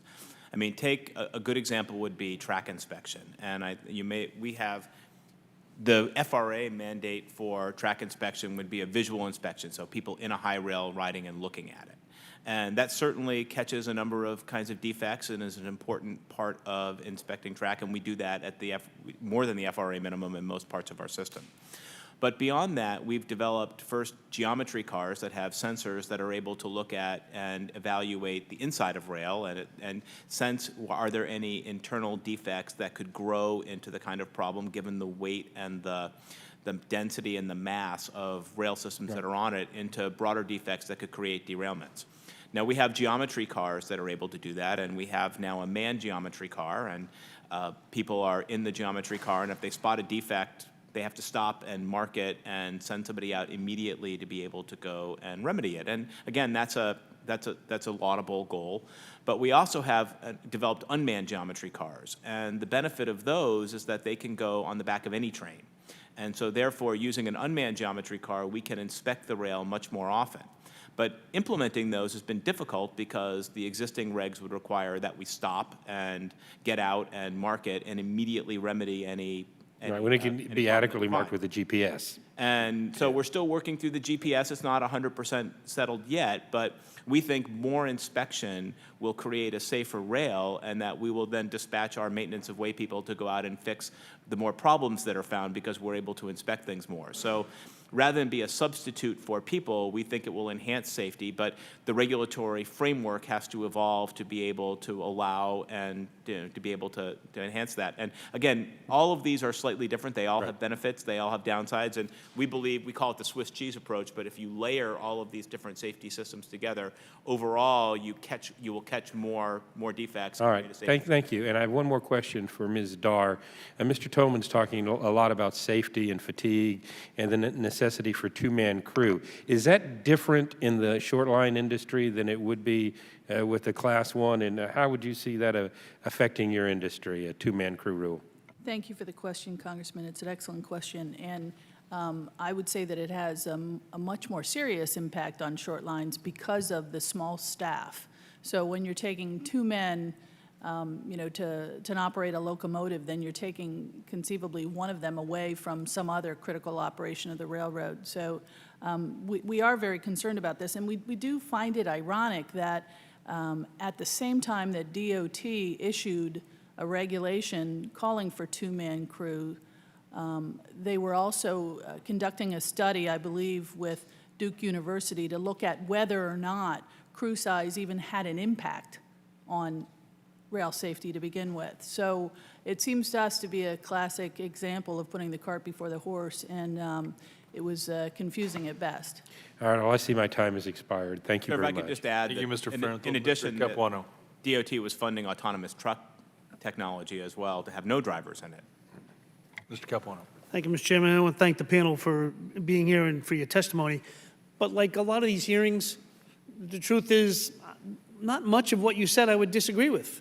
I'm for effective, robust, clear, least intrusive, safe, and reasonable regulations, and nothing more. But then again, nothing less. So I'm glad nobody said all regulations are bad. You're right, we need some regulations. Where they should be, fine. Ms. Dara, a regulation that thick, you should have called me. I don't even know what's in there. I'm hoping it's not just one big print, but, I mean, that's not what we want.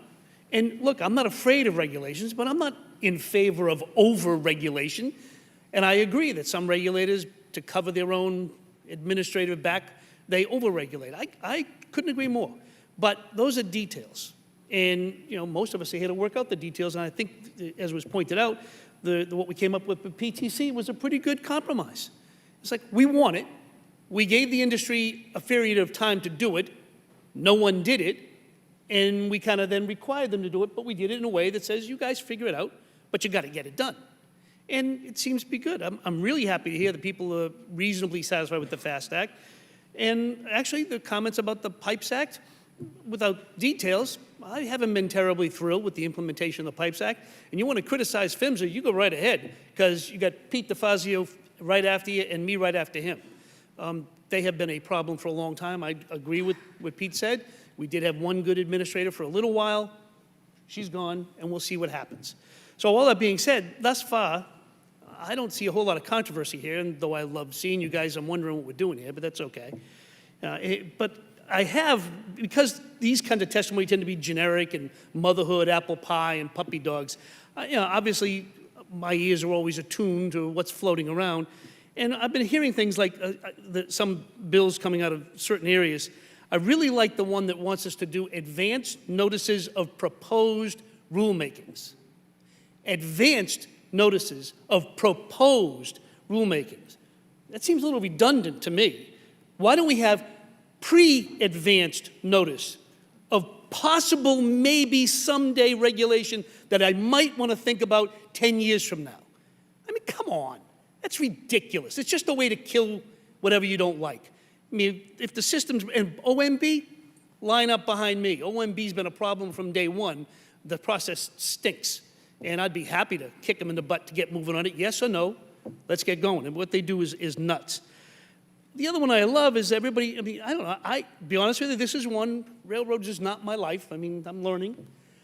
I got to be honest with you, as 1982, I think it was, we had a train derailment in my home city, and that train derailment released chlorine gas. And nobody died, but a lot of people got sick in a big evacuation. The fire department didn't know how to fight it because there hadn't been any training then. They put the wrong stuff on it, and it caused problems. And now I'm seeing, I just presumed that carrying hazardous material, every train would have emergency breathing apparatus on it, to be perfectly honest. And I found out, not only is it not true, but the industry's fighting that. What are you, crazy? That's nuts. Now, you might want to argue exactly which breathing apparatus, and I'm not the guy to answer that question, but I can tell you there's 1,000 guys I can find in my district who will tell you exactly which one you should have that's the safest. You have it once, you don't have to touch it again for a long time. It's not that big an expense. Why would anybody fight having emergency breathing apparatus on a train that's carrying hazardous, deadly material? It makes no sense, and to be perfectly honest, I'm a little surprised to hear those kinds of things floating around. But in general, I like it. The whole thing about performance-based rulemaking. Fine, sounds good. Again, motherhood, apple pie, we're all for performance-based, and I'm all for it. I think the PTC thing is an example of that. But I'm also glad to hear that some of you said that there is occasion for prescriptive regulation, and I think Mr. Tolman's right. I've only been on this committee for, 15 years or so. Every single regulation that I have seen has come after, not one, but a series of disasters. I have not yet seen a regulation that was done before a disaster happened. And yeah, when you do that, sometimes things get a little overboard and we have to readjust. I'm not for that. But I guess I don't really understand what the difference of performance-based regulation is. What's so big about it? Mr. Tolman, can you tell me exactly what's the difference in why should I care whether it's performance-based or prescriptive or alphabet soup? You know, Congressman, thank you. In my mind, I don't think it makes any difference as long as we make advancing safety issues, truthfully. You mentioned emergency escape breathing apparatus. If it wasn't for this committee, we wouldn't even be discussing that.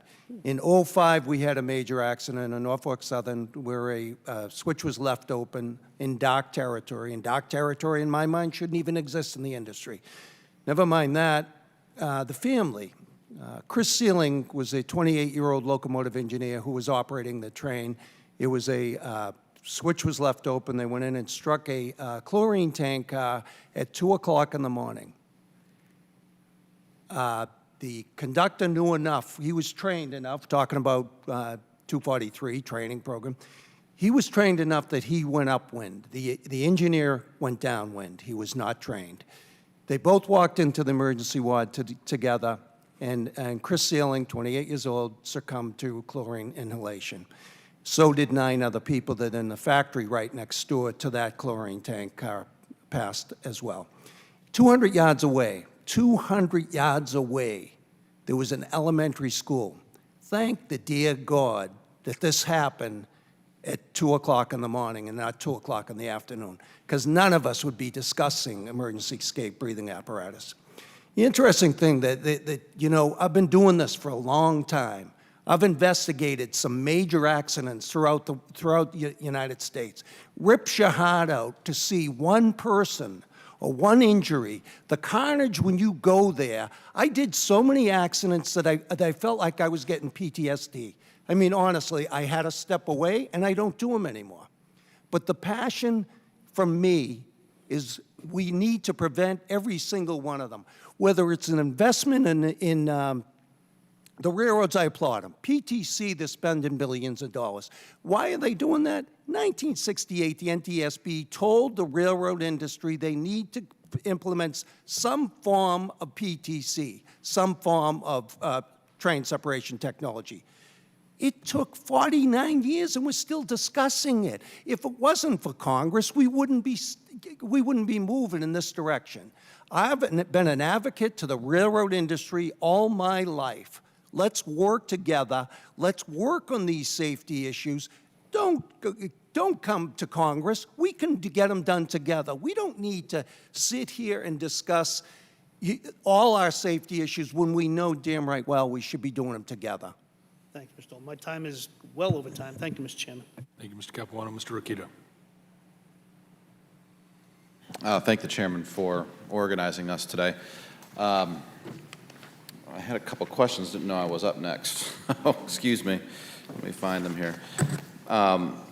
Mr. Nober, I'm interested in your testimony here. I'm going to quote from it right away and get your reaction to it, because I think it goes to some questions that were asked of you. You say in your testimony that signal systems, grade crossing equipment, rail cars, brakes, and locomotives have now microprocessor technology applications that monitor and report actual asset health. Regulations nonetheless still require visual inspections of these systems, and while there is a role for visual inspections, regulations need to recognize the enhanced safety value of automated inspections and technical diagnostics and build in appropriate operational flexibility. Can you further explain that? Sure. So we have our locomotives these days are mini data centers. They have any number of sophisticated data systems on them. And in fact, one of the challenges we have is always finding a place to place new systems like the PTC computers that go in there. And what we do is we have wayside detectors that measure and we'll see the impact of wheels. We have something called wheel impact load detectors that will basically test if a wheel is out of round at all. We have wayside detectors that will sense if there's any heat coming out of the bearings, so if the bearings have any issues. And so all of these are automated ways of seeing if we have any of our operating systems out of place as we go. But we still have regulations that require us to visually inspect a locomotive every day. So we have 5 locomotives on a consist, and somebody has to go out and walk around them. We have to visually inspect trains after a certain number of miles, and in large land area geography like we are, that can be a big, it can just take an additional time to inspect an 8,000 or 10,000 foot train that we think adds very little value to what all of these redundant data systems are adding. So we're not saying that you should never have an inspection at the beginning of a train, but we're saying that some of these en route or intermediate inspections that are done back when we had the daily locomotive inspection, which was required back in the steam days, on today's modern locomotives may not necessarily be the same and the right kind of, the right kind of test to do. The brake inspections, I included an article from the Chicago Tribune from 40 years ago, 35 years ago, show how difficult it can be to change long-standing sort of, as we talked about, you're never far from history, sort of historical inspection requirements. And so looking at what is the capability of modern equipment, what kinds of information is it giving, and what is the best way to evaluate that overall web of data, and then adjusting inspection requirements to meet that, we think is the best way to go forward. Is there a mechanism, and I have to get moving because I only have 2 minutes left, is there a mechanism where you can produce an alternate method of compliance, similar to what we might do in aviation, and say, look, we're going to do this because we invested in all these sensors, so we're going to get rid of the intermediate inspections, visual inspections throughout the day? We can do it on, FRA has a waiver process where we can go in and say, can you waive this requirement in this instance? And we have worked with the FRA and been able to do that. We think the waiver process is slow. How much does it cost to do a waiver process? It can depend on it. Sometimes they can ask for a lot of data. Sometimes they can ask for relatively little. It's the time. It can take 9 months or more to get a waiver done. Okay, thank you. Regarding non-Administrative Procedure Act guidance and executive orders, such as informal actions by a regulator, what are your concerns with that? Well, first of all, if there's a formal rulemaking where there's notice and comment, and the ranking member referred to that earlier, you can have a chance to put information in. You can refute the assumptions of the industry. You can put more information in that they can then be used to evaluate and ultimately challenge. If you have a guidance or an emergency order or a safety advisory, those are ones where the agency may consult the industry on it or they may not. And as a practical matter for a company like BNSF, those are binding, because if we ever have an incident where the federal government has said, well, we think the proper inspection requirement or the proper... So we're in an environment now, like in many agencies, where guidance, although it has supposed to have no legal effect, actually has legal effect. Yes. Because it has procedural effect. It has procedural, and because of tort liability, Yeah. if we go against a government advisor... Do you have ideas to bifurcate that back to what it was originally intended? Well, absolutely. Okay, could you give them to me privately? Absolutely. Thank you. And I have 5 seconds left for Mr. Rankin. Mr. Rankin, when talking about making sure that PHMSA is properly regulating the transport of hazardous materials, what do you define as hazardous materials? Is it only products categorized as regulated by the UN? Or what about Group 3, Group 2, Group 1? 49 CFR really is the guidance here. The United Nations is a model regulations, so while they are effectively the exact same, because the United States tends to adopt the UN model regulations into our own to ensure that international transport is unimpeded, we look to 49 CFR, and that can include classifications, and those classifications include packing groups 1, 2, and 3, for example. So not every hazardous material is listed. For example, acetone may be named, but if another type of material meets a criteria, flammability, it would be classed, Class 9 in this case. So it's a very broad area, and each new material that comes onto the market has to be properly classified before it can be put into transport. Is this good or bad? This is very good. Thank you. Thank you, Mr. Rokita. Mr. Lipinski. Thank you, Mr. Chairman. The state of Illinois has 36 short line railroads, 2,600 miles of short line track, and it's 37% of the entire rail network in the state of Illinois. So many on this subcommittee from both sides of the aisle are co-sponsors of a bill to make Section 45G, the short line railroad tax credit, permanent. In fact, there are 158 co-sponsors on the bill the last time that I checked. The bill incentivizes additional investment in the critical short line freight railroad infrastructure. And so I wanted to ask Ms. Dar the impact that the short line tax credit has on railroad safety. Thank you very much, Congressman Lipinski, and I want to just say that I know that your constituents in Illinois appreciate your support of the small freight railroads in your state back home. 45G is enormously critical to short-line railroads, and in particular the safety of short-line railroads.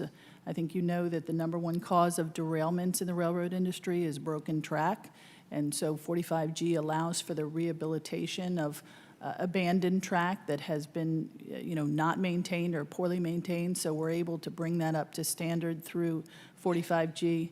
The first time that 45G was put into effect was 2005. It was passed in 2004, but in 2005 it started to pay back to the railroad industry and allow us to invest. And since then we've seen $4 billion worth of investment in rehabbing track. So that's in 12 or 13 years roughly. So it has certainly had a major impact. This year, I believe we're up to 158 co-sponsors in the House in an effort to try to make 45G permanent, and we're very hopeful that through support of the BRACE Act this year, we'll be able to do that. Hopefully we will get that done this year. Mr. Nober, I wanted to talk about the e-manifest. I introduced a bill last Congress directing DOT to complete a MAP 21 mandate to develop voluntary standards for the use of electronic shipping papers, which we commonly call e-manifest. The goal is to provide real-time information on the content of rail cars in the event of an accident to better inform first responders, because much easier to get that electronically than to have to go and get the paper manifest out of the locomotive.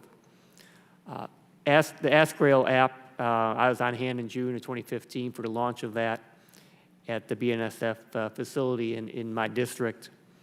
I wanted to ask about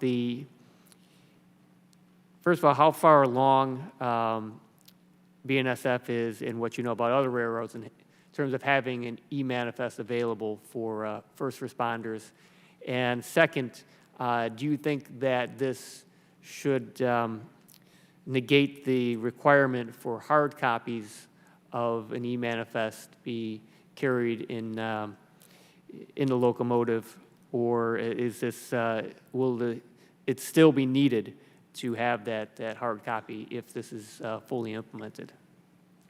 Well, Congressman, again, we thank you for your help and leadership in that area. But as you mentioned, BNSF did roll out our app for first responders, and it is available to first responders and state fusion centers. So we believe it's widely available now for our manifests where it's needed.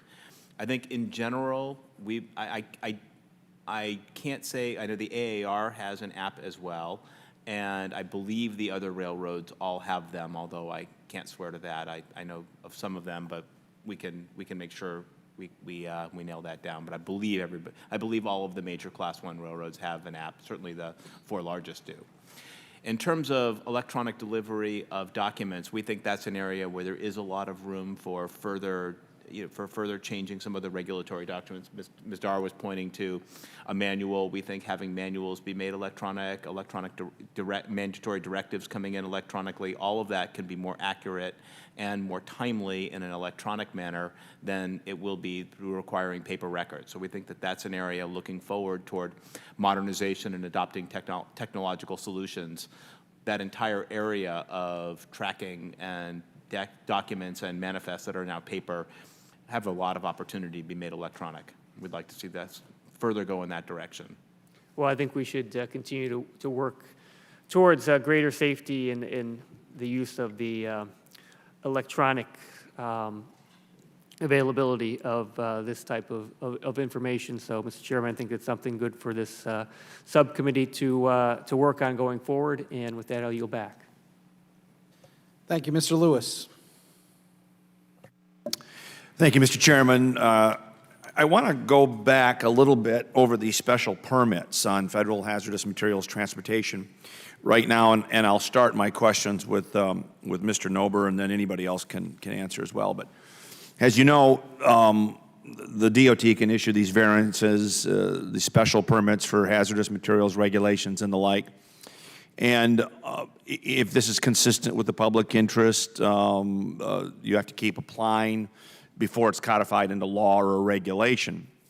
So I'm just wondering that while not all of these individual special permits for new technology or the like are appropriate for incorporating into a regulation, we're starting to get some duplication here and some added expense. As I recall, and it was before I got here, but the MAP Act, MAP 21, directed FSMA to review these special permits and determine which ones could be actually converted into a regulation, so you wouldn't have to keep applying every time there's a new technology that had already applied for a special permit in the past. So, would this help? Would the special permits or waivers, by making them permanent in regulation, obviously would it streamline things, lower the cost, but would it also make certain that we had a consistent safety scheme with regard to the transportation of hazardous materials? Well, Congressman, I would say in general we are for making individual waivers that have proven their worth to be, on a temporary basis, to be made permanent. Now, on shipping hazardous materials on the railroad, packaging is really in the hands of our customers. So I probably will defer to the representatives of our customers who are here. And then obviously we have, for certain kinds of hazardous materials, key trains, and for carrying TIH and PIH, various operational requirements that we have. But the packaging themselves, and so we will have requirements for, say, things like tank cars. But I think the waivers you were referring to, I believe, are about packaging for individual matters as opposed to the transportation routing. So I will defer to my colleagues. Yeah, go ahead. Thank you for the question. I believe you're referring to a reference in MAP 21 when Congress directed PHMSA to conduct a general review of existing special permits that had been in effect for 10 years or longer, which they did, and in fact issued a rulemaking incorporating some of them, I think about 100 of them. About yeah. 100, correct, into the hazardous materials regulations. But the review was only done once.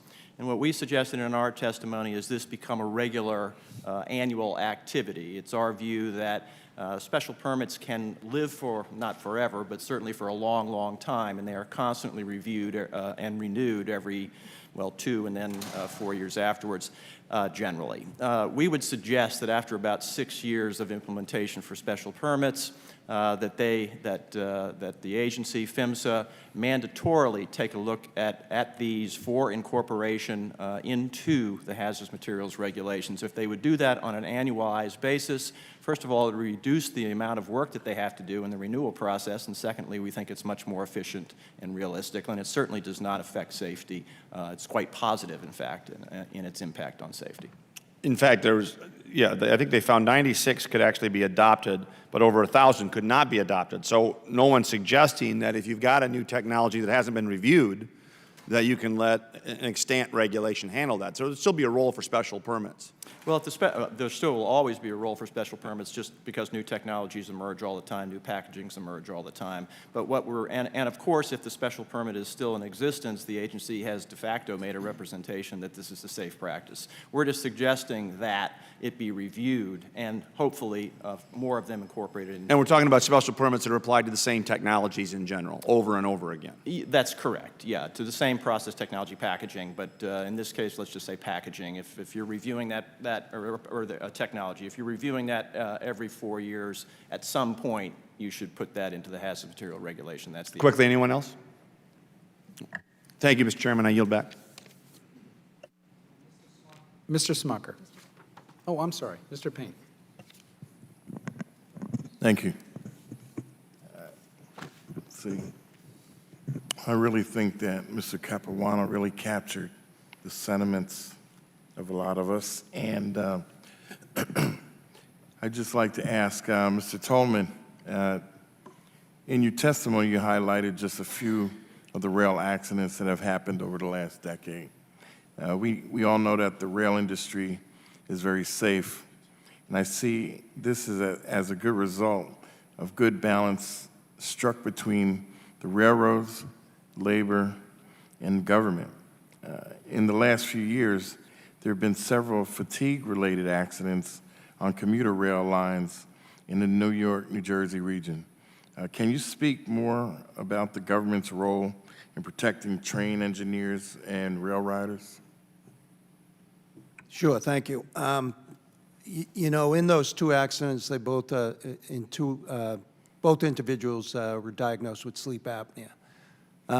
In the railroad industry, when you first start up, you know you're 18, 20 years old, you're an astronaut, you're in the best shape of your life. Right. And the railroad industry is extremely difficult and enduring regimen. You go to work 24/7, you're on call 24/7, except in passenger service, but that's the way you start out. You typically would start out in the freight industry, which you're on call. You have no idea when you're going to go to work next. So therefore, then you get called in the middle of the night. You haven't, and what are you going to eat? Where do you eat? What do you do? There are so many little issues that you deal with, whether it's whole body vibration because of excessive lateral motion or horizontal motion.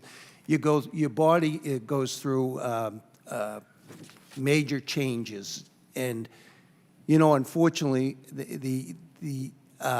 as you come in an astronaut, now they want a person that's there 10, 15, 20 years. They want them to still be that astronaut, and that's impossible with the schedule you keep, the distance you're traveling.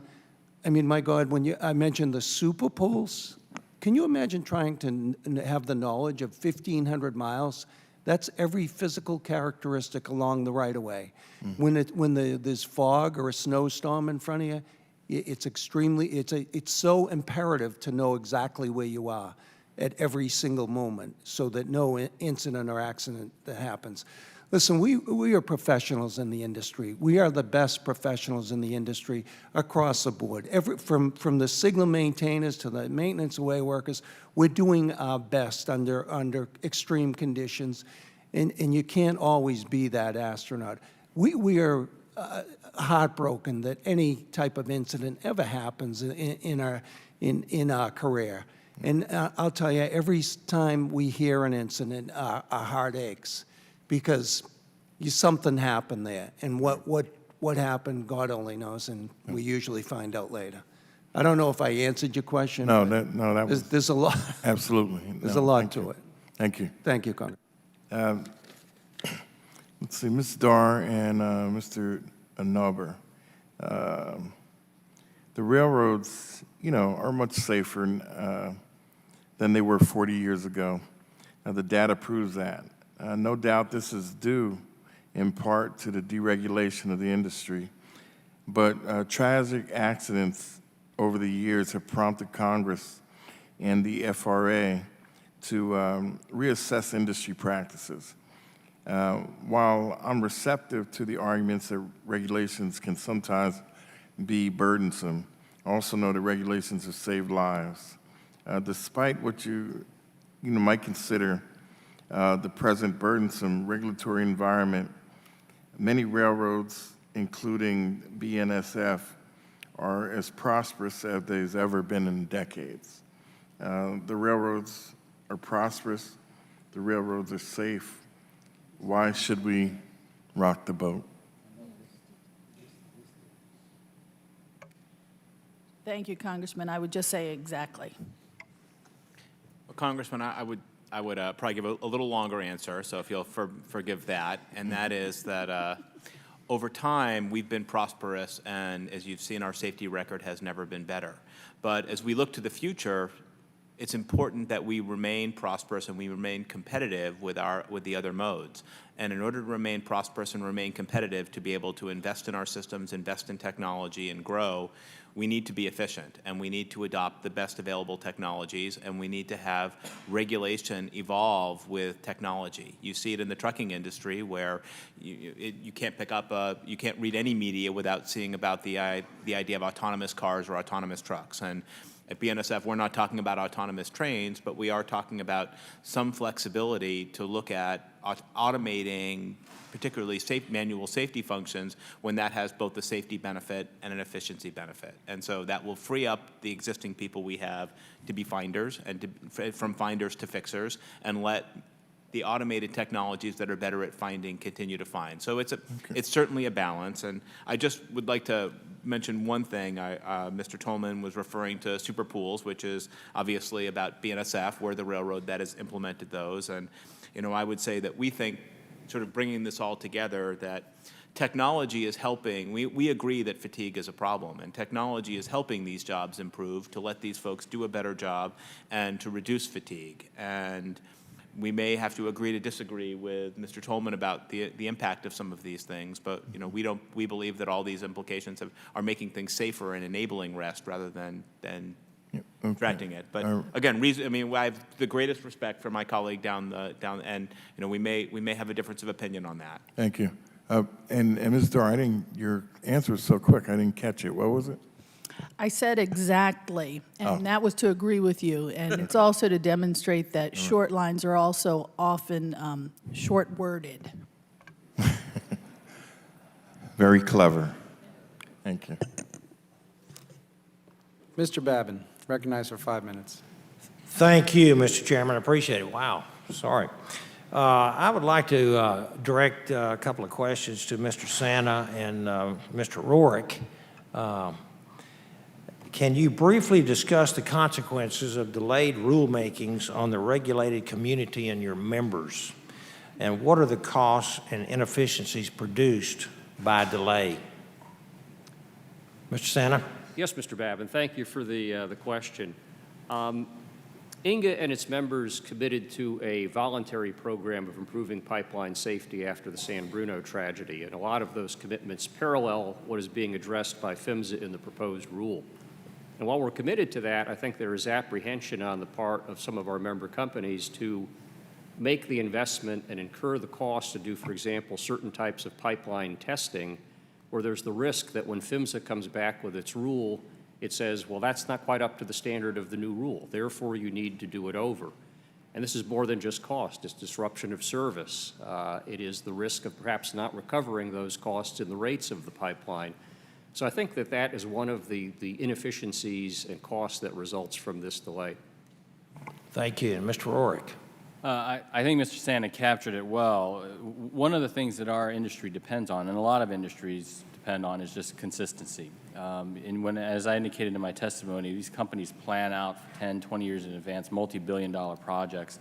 The expectation is that when they're investing in these projects, they're going to know what they need to do when they actually build the projects that may take multiple years. So contrary to what many people may think, we are not an industry that is opposed to regulation. And in fact, we supported, as Mr. Santa and I both attested, we supported the development of the liquid and the liquid pipeline safety rule and the natural gas pipeline safety rule. We did that because we need that consistency. That delay creates uncertainty, and it makes it difficult to move forward with investments. Yeah. Okay, thank you. And then one more, if I could direct it to you, same two gentlemen. Can you please discuss the benefits from robust stakeholder engagement at the outset of a rulemaking? What stakeholder and government collaboration, if any, precedes commencement of a rulemaking? And does industry and other stakeholders expend any effort developing a consensus on safety standards before the commencement of a rulemaking? I think there are two good examples where collaboration has paid big benefits. One of them is, as I noted earlier, in the lead up to the integrity management rule that was adopted by PHMSA in 2004, there was pretty extensive stakeholder engagement, both through the Gas Pipeline Advisory Committee and through other means. And I think that resulted in a very, very good rule. The other one is, even though we have been critical of PHMSA and their process on the underground gas storage interim final rule, in fact, I think that's a success story, because what is happening there is that rule is predicated on the two recommended practices that were adopted in the API standards development process. Those came out of, on behalf of INGA, those pipeline safety commitments, voluntary commitments we made that years before the rule came up, we were working through that standards development process. That has involved regulators, it's involved academia, other interested parties, very transparent, and I think that provided the platform for PHMSA to move quite quickly to proposing a rule in an area where, quite frankly, it had no regulation prior to that. Yeah, okay, thank you. Mr. Rorick? And maybe just to add a little bit onto the standard setting process, we, as a standard setting organization, we're accredited by ANSI, which means that there are strict guidelines that we have to follow. As part of that, as Mr. Santa indicated, it's an open process. So if you're an expert in the field, whether from academia, the public, government, industry, you are allowed to participate in the development of that standard. And that collaboration is crucial, because what you're doing is you're taking the experts in the field and developing something oftentimes in advance of the regulation, because we don't want to wait for the regulation to develop. Mr. Santa talked about the two recommended practices for underground storage. We recently developed another one on developing pipeline safety management systems, and this is a standard that companies can use to make sure that in all of their practices that they're implementing, whether it's for emergency response or underground storage or whatever, that there's a system where you're constantly reviewing what you're doing to make sure that you can improve it, and it's an evergreen process. It's a similar system that's used by the nuclear industry, by the airline industry as well.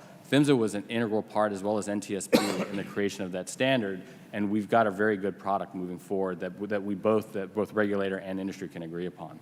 Okay, I think my time has expired. Thank you, Mr. Chairman. I yield back. Thank you. Mr. DeSaulnier? Thank you, Mr. Chairman. I want to make my comments as somebody who represents an area in Northern California that, measured by per capita or geography, has the highest areas of hazardous materials. We have 5 refineries in in between the county I represent and the neighboring one across the water in Sassoon Bay. And having been on regulatory boards at the local, regional, and state level, I think one of the things I get from this meeting is both an opportunity to celebrate the progress we've made, but also a cautionary tale that we continue to get it right.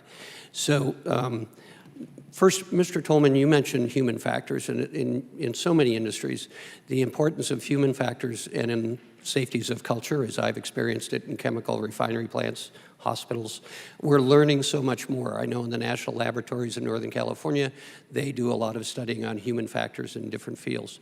And one of the key things is making sure that the rank and file people have some input.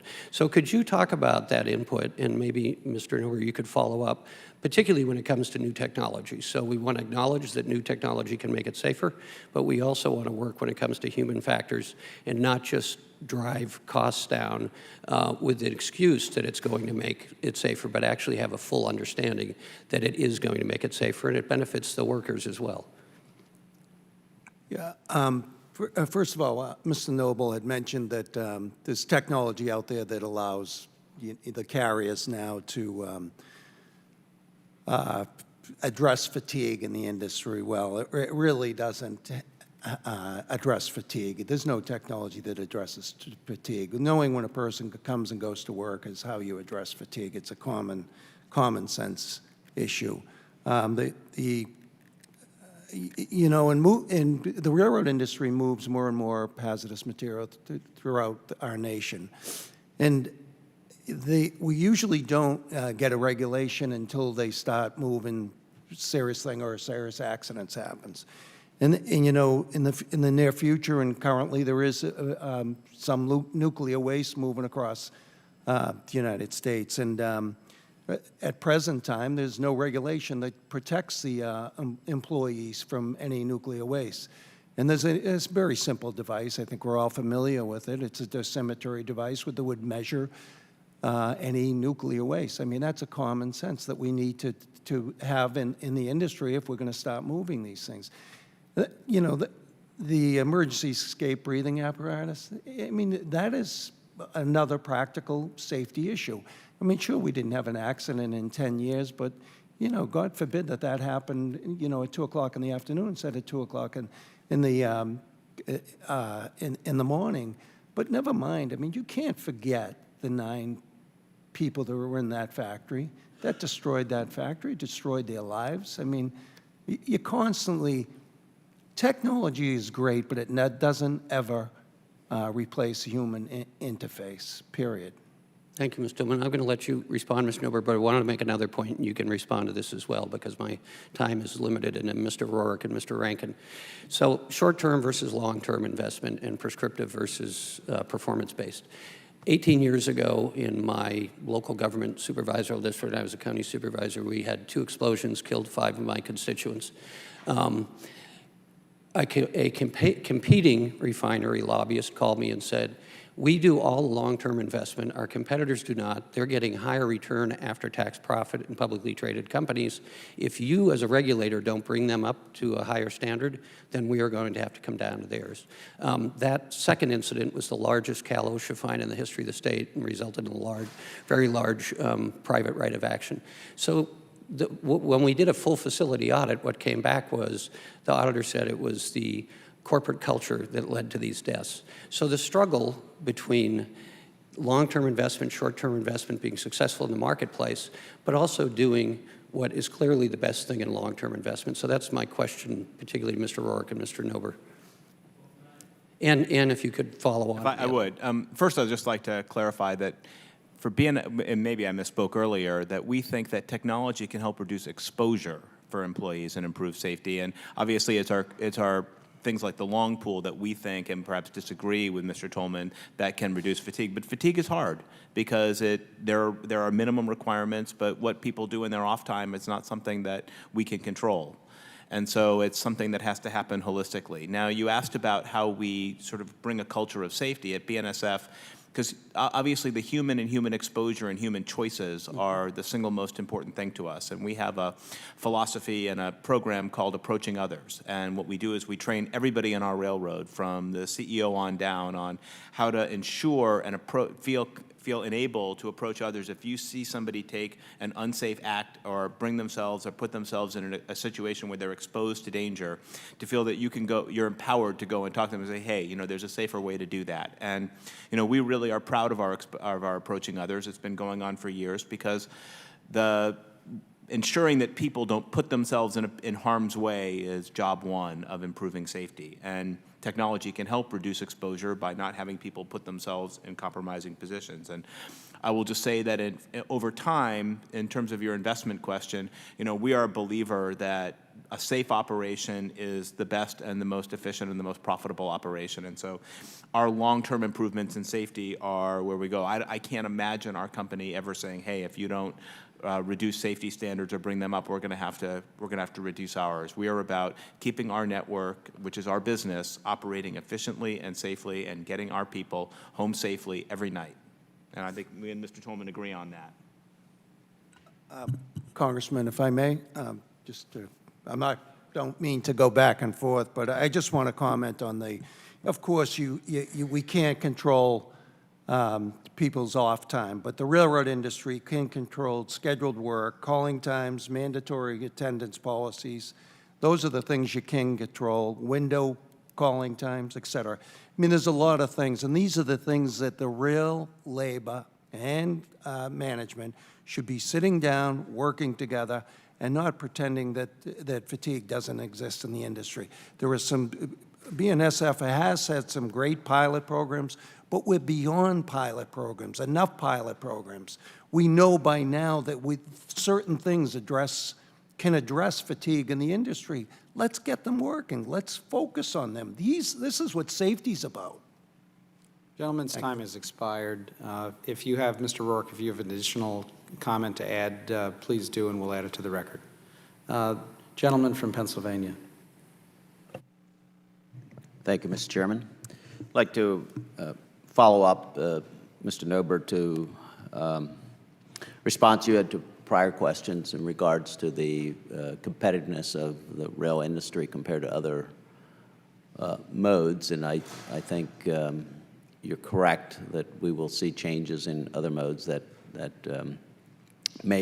has potential to change that equation, and so new technology that will enable you to drive out efficiencies, have a more efficient operation, I think will be important going forward. And at the same time, it appears those technologies can actually increase the safety. So I just wanted to go back to your written testimony where you note that BNSF intends to leverage PTC to develop the next generation of train operations known as moving block. So I'd like to just hear a little more about that. Can you just give us some sense of how much moving block would have potential to increase your capacity in your company? Well, I'll first do my best to explain it, and hopefully and then there's a lot of debate about how much of a capacity improvement. But right now, our line of road, if you will, our capacity is constrained by many factors, but one of which is how far apart trains have to be to operate safely. And as you know, we have blocks. They kind of segment the track into 4-mile segments, and only one train can be in a 4-mile segment at a time. PTC, the opportunity we see with PTC is that it'll have a GPS real-time knowledge of every train on the system, where it is at all times. And it's not just knowing where the trains are, but the key is we have an infinite number of combinations of trains. Some are longer, some are loads, some are empties, and the weight of a train, the mass, the speed, the terrain all affect how long it takes to stop. And PTC is a system that has to learn that, right? That's the complexity of it. You have to know if it's a loaded 8,000-foot coal train versus an empty set of intermodal racks going back, and you're going up the Rocky Mountains versus in the Mississippi River Valley. What does it take to stop them? PTC solves that technologically. And so what that will allow us to do is, by a moving block, have a real-time ability to know how close together two trains can be to be able to stop and operate safely. And that will allow us to be more efficient on our existing tracks. And what we need is for help from the regulators to help us begin to what we call next generation PTC, to be able to leverage that technology to be more efficient in the long run. And we think that's a great opportunity. It's not going to be easy. It's going to take some time. but that would be a benefit of PTC technology down the road. So can you expand on that? You say you will need help from Congress as the regulators. What can we do to remove any disincentives that are in place that to allow you to bring this new equipment into service? Well, I would say at the beginning, it's going to be, the FRA can be slow in terms of looking at new technology. A few years back, we started experimenting with LNG locomotives and just wanting to look to develop that. And it was admittedly a slow process. Now, times and market changes have really kind of altered the equation on that some, but it was a new promising technology that we wanted to look at. And being able to see some benefits to that, to be able to compensate for the amount of capital cost we'd have to do when it would be an improvement, that was something that probably would have taken some nudging to the FRA. And for moving block, that would be a change in the way the regulators look at the traditional notions of safety, and we'd have to be willing, their mindset would have to be willing to look through the waiver process and through a cooperative technological advancement process to be able to let us experiment and test new technology and be able to move faster and encourage the development of that. And do you believe that this is industry-wide? So, for instance, have other railroads like CSX or NS, are they looking to adopt this technology as well? I don't know that the other railroads, again, it would depend a little bit on their geography and their system and the types of traffic that they have. So I don't know if other railroads would see the opportunity in moving block that we necessarily would. But I don't know that they wouldn't. All right. Thank you. Yield back. Gentleman from Texas. They saved the best to last. Mr. Rorick, does PHMSA ever come out on pipeline construction, not just in the permitting or in the, I guess, the permitting phase? Do they come out and actually witness a pipeline going in? They will come out periodically and check as the construction is taking place to ensure that they're meeting the plans. When a pipeline is permitted, the plans have to be submitted to PHMSA. PHMSA then can give feedback to the pipeline operator with any suggested changes. They'll work that out between the operator and PHMSA, and then during the construction process, PHMSA can in fact come out, check the facility, and then certainly during operations, they'll come out and inspect the facility as well. If there's an accident, a spill of some kind, do they come out, do the same people come out and see what happened after the fact? There's the PHMSA will then investigate the release and then take that information back and then compare that to. But is it the same people? Do you get the sense that, they're really paying attention and they're wanting to be involved start to finish? I can't speak as to whether it's the same people, but they definitely are paying attention because they share the same objective we do, is to reduce the spill. So. Okay. Same way for the Federal Railroad Administration. I guess, Ms. Dorr, I'll start with you. I understand that y'all have a facility that tests locomotives and accidents and stuff like that. Do I remember that correctly? Or somebody does, maybe Mr. Nober. Yes, we have, it's called the Transportation, TTCI, and it's a research center that's in Pueblo, Colorado, that is a cooperative railroad FRA facility that we have test tracks, and we test all sorts of things there. So they get to witness the accident before and after and see how the regulations may or may not have affected or played a part? We are able to conduct real-time research and even do crashes, test crashes. We were doing that for 10 years, a couple years Do ago. they ever get involved and go into some of the factories for locomotive design, or do they just simply see all this after the fact? I don't know if the FRA is involved in locomotive design. Okay, so once they've seen an accident and seen a locomotive come apart, so to speak, I'm just curious if they try to follow that through on the front end. There are manufacturing facilities that build cars. They do. They do? They do inspect. I'm glad to know that. There's Trinity Industries in Texas, Navajo, Texas, that manufactures tank cars, for example. Correct. And GE manufactures locomotives. Just I had a meeting with them just the other day. Does the FRA regulators, do they ever go to the manufacturing facilities and watch when a car is being built and see what the regulations do to that process? Absolutely. You're getting the nod from the learned few behind you. Actually, I'm cooperating with the When you talk about these emergency escape breathing apparatuses, I'm unfamiliar with that accident that occurred with the chlorine. I'm very familiar with what chlorine does.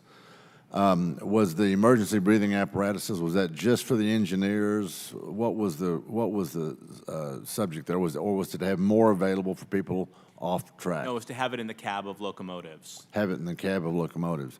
Mr. Congressman, if I can mention a little bit about that. In the Rail Safety Improvement Act passed in '08, that was a mandate in the act.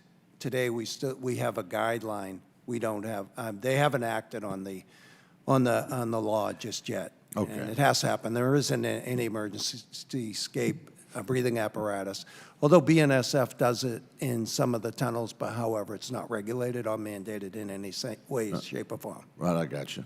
So you could also say that about other hazard chemicals that the trains carry, whether it's oil or gasoline or ammonia or anhydrous ammonia. The trains carry a lot of hazardous materials. Is that accurate? Correct. Overall, it's a small, I mean, there are different categories of it. There's what you're referring to, anhydrous and chlorine are what we call poisonous or toxic by inhalation. Yep. And so that's for BNSF, a very small percentage of what we carry, but things that are classified as hazardous is larger. Trains carriers aren't mandated to carry firefighting equipment. You'd have a different foam to fight an oil or a gasoline or a diesel or some kind of chemical, right? We pre-position firefighting equipment throughout our system and be able to move it when we have an incident. Is that true about all the rail lines? I don't know if every Class 1 railroad does that, but I believe they all do to some extent, but we do, particularly in our crude network and our key train network. Okay. Well, that's very interesting. Good to know. Thank you. I'm going to yield back because the hour is late. Are there further questions from any members of the committee? Seeing none, I would like to thank each of the witnesses for your testimony today. Your contribution to today's discussion has been very informative and helpful.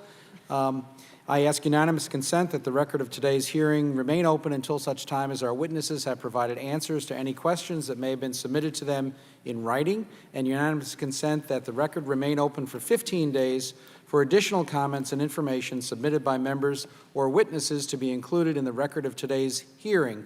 Without objection, so ordered. If no other members have anything to add, the committee stands adjourned.